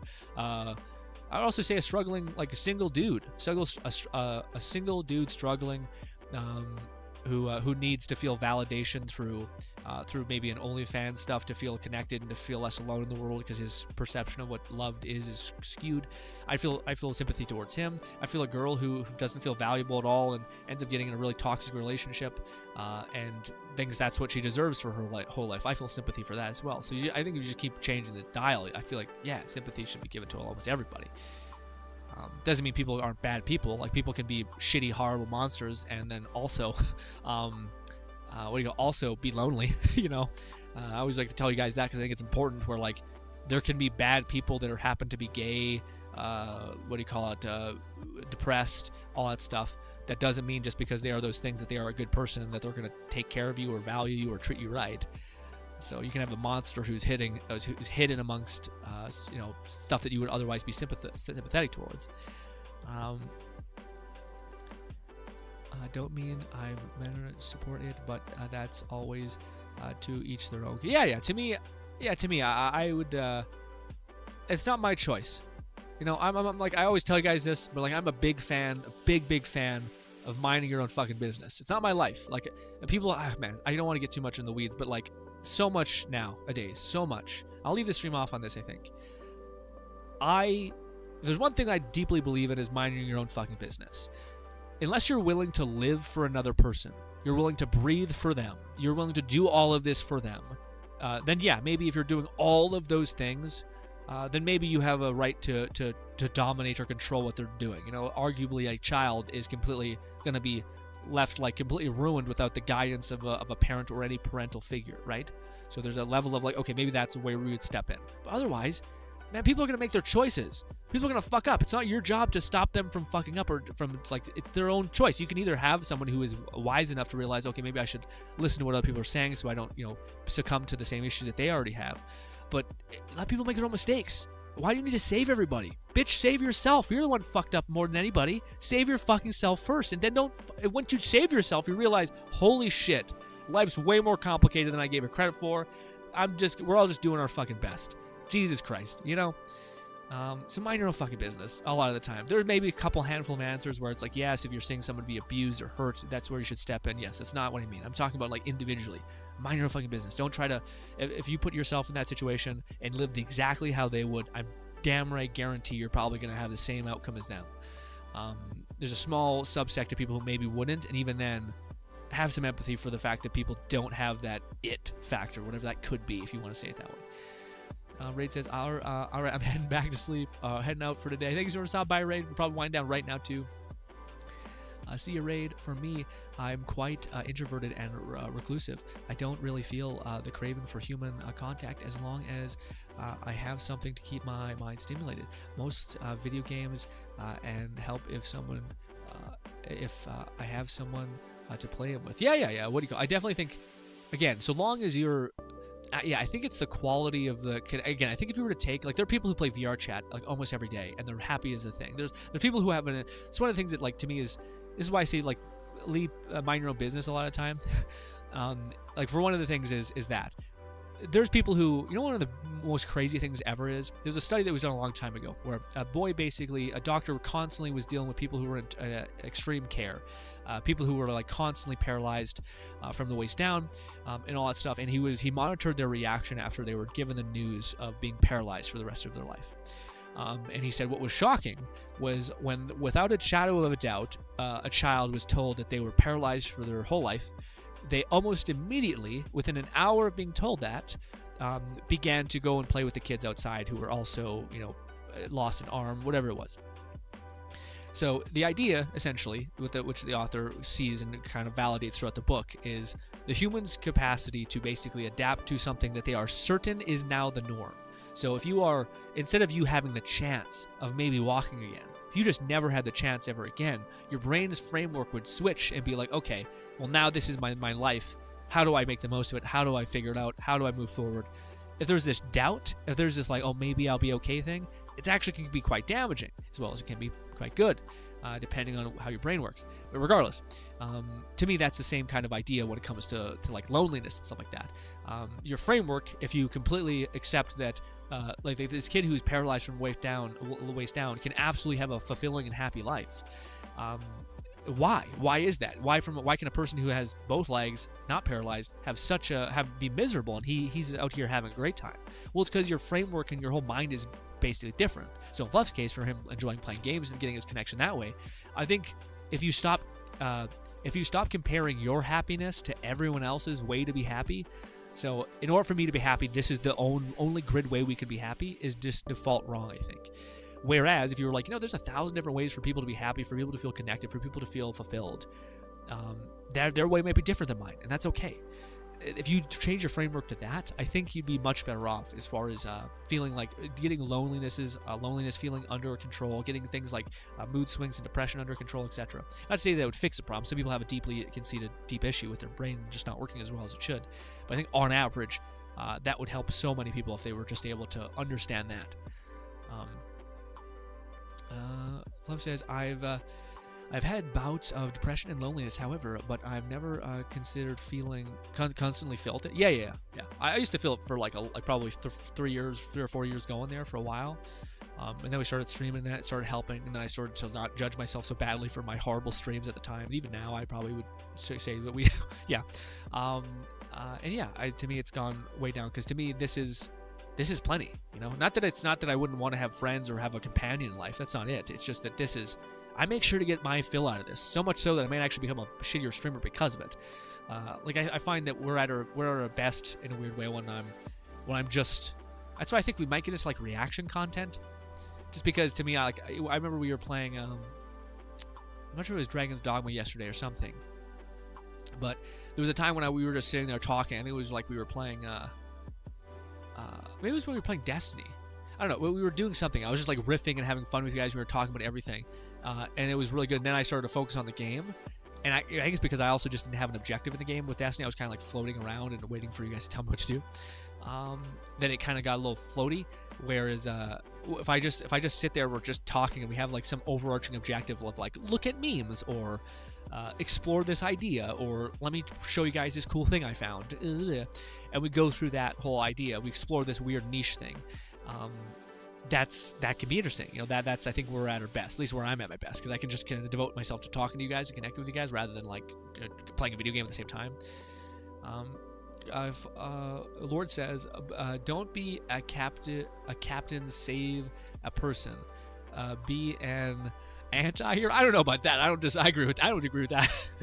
I think I would agree with more save yourself before you try to save another. I would say that rather than the anti-hero, because an anti-hero to me almost seems like you're going specifically against all of the good aspects of heroism as well. You know, caring for another to want to save them, wanting the best for others, etc.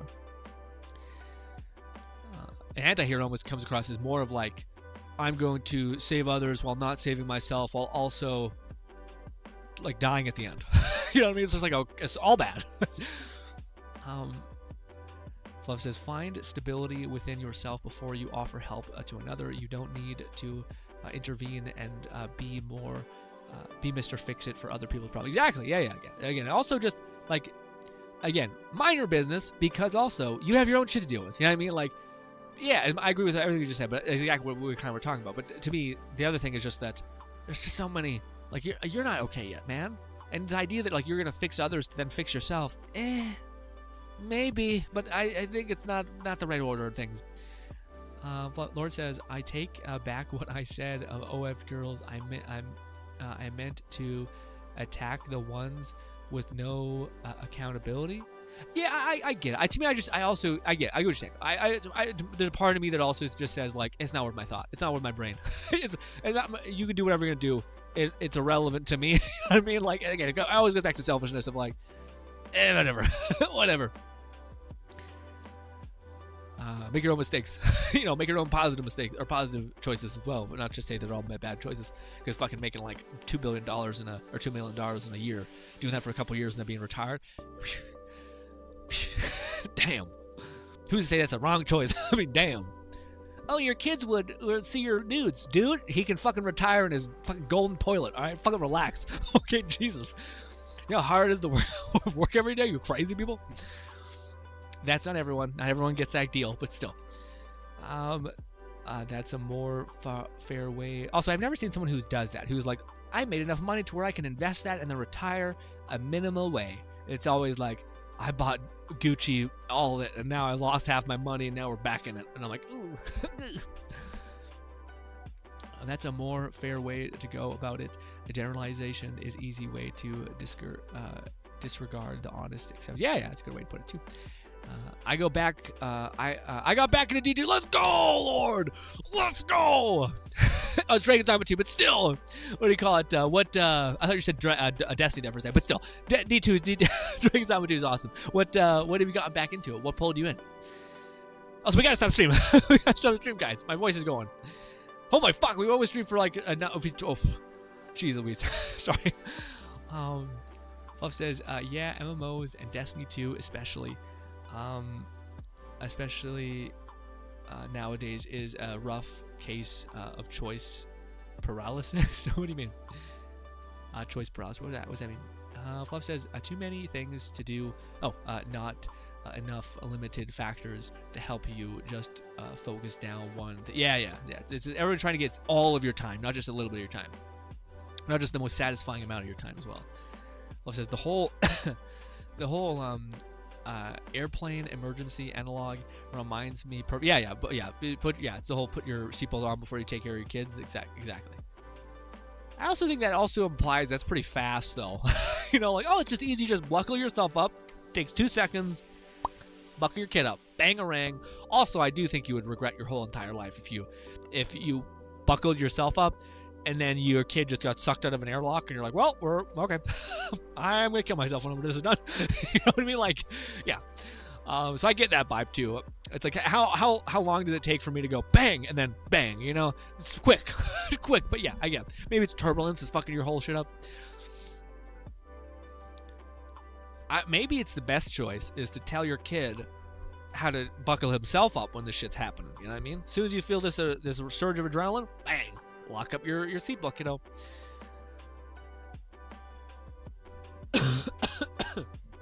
Sorry, I should drink water or something. Ugh. Secure your mask. Oh, it's a mask. Maybe it's not the bug. It's a mask. You can fucking pass out. Maybe that's what it is. I thought it was a seatbelt, but it makes sense that it's a mask. Then you're fucking passed out, and your friend, okay, yeah, you're trying to do your kids, put your kid's mask on, you fucking just not like completely go out. The Lord says, "What got me back in? It was the Lord. It was the Lord of Fate. Just decided to fucking pull me back in." Love says, "I enjoy these longer streams, and if we're doing Destiny tomorrow, I'll be there. We'll see. I hope so. I hope so. I feel like, again, hopefully that shit doesn't come out. Sometimes we have like breakfast on Sundays, and it's just so much fucking sugar. Your boy just gets like put in a coma. You know what I mean? Like I immediately just want to sleep, and it's not worth it ever. But it's so good. It's like I can't help it. It's like pancakes and so much syrup. And I try taking less syrup, but it still hits me in a different way." Love says, "So you can still breathe as you rapidly descend." Wait, let me see. Oh yeah, no, I see. Yeah, the rapid descension makes more sense. Ladies and gentlemen, this was a great stream. My neck hurts so bad. It's this stupid fucking metal bit. It just stabs into my collarbone. I don't know if I should just be one of those guys who streams with a scarf on and just look like a total schmuck. Anyways, sorry. Ladies and gentlemen, we talked about an absolutely ungodly amount of stuff. Also, please tell me I didn't fuck up the Discord or the... No, I didn't. Okay, good. Whew. Thank God. I thought I fucked up, but not the thing. I think we looked at everything I wanted to. Yeah, I talked to you guys about the whole Gamer Subs thing. I think I will go through with buying that cup and maybe a couple flavors. I'll probably pester Lone and Fluff about stuff about that, and we'll see. What time do you think you'll stream tomorrow? I don't know. Probably later because I have to help my dad with putting up this sign on the side of a road. So it might be a little bit long. So I can't probably do it at 1 p.m. Probably like 5 p.m. something. But yes. It could be like 5 or 7. Probably 5. Probably would just say fuck it if it was 7. Lord says, "Well, I'll be seeing you." Scarf gang, hell no. As much as I like me a scarf, I just don't know if I can put up with my self-judgment. Can I get this like here maybe? If I did that, if I just locked it by my neck, that just looks hella dumb though. You know? It feels so much better though. It does. Hey, I'm just wearing a headset like an absolute freak, but it feels less bad on my collarbone. Anyways.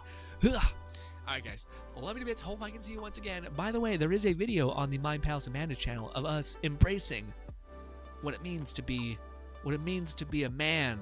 What was the title of it? I'm gonna regret the title. It's "Sometimes It Takes a Man to be the Best Woman." What the title is. So check that out if you haven't already.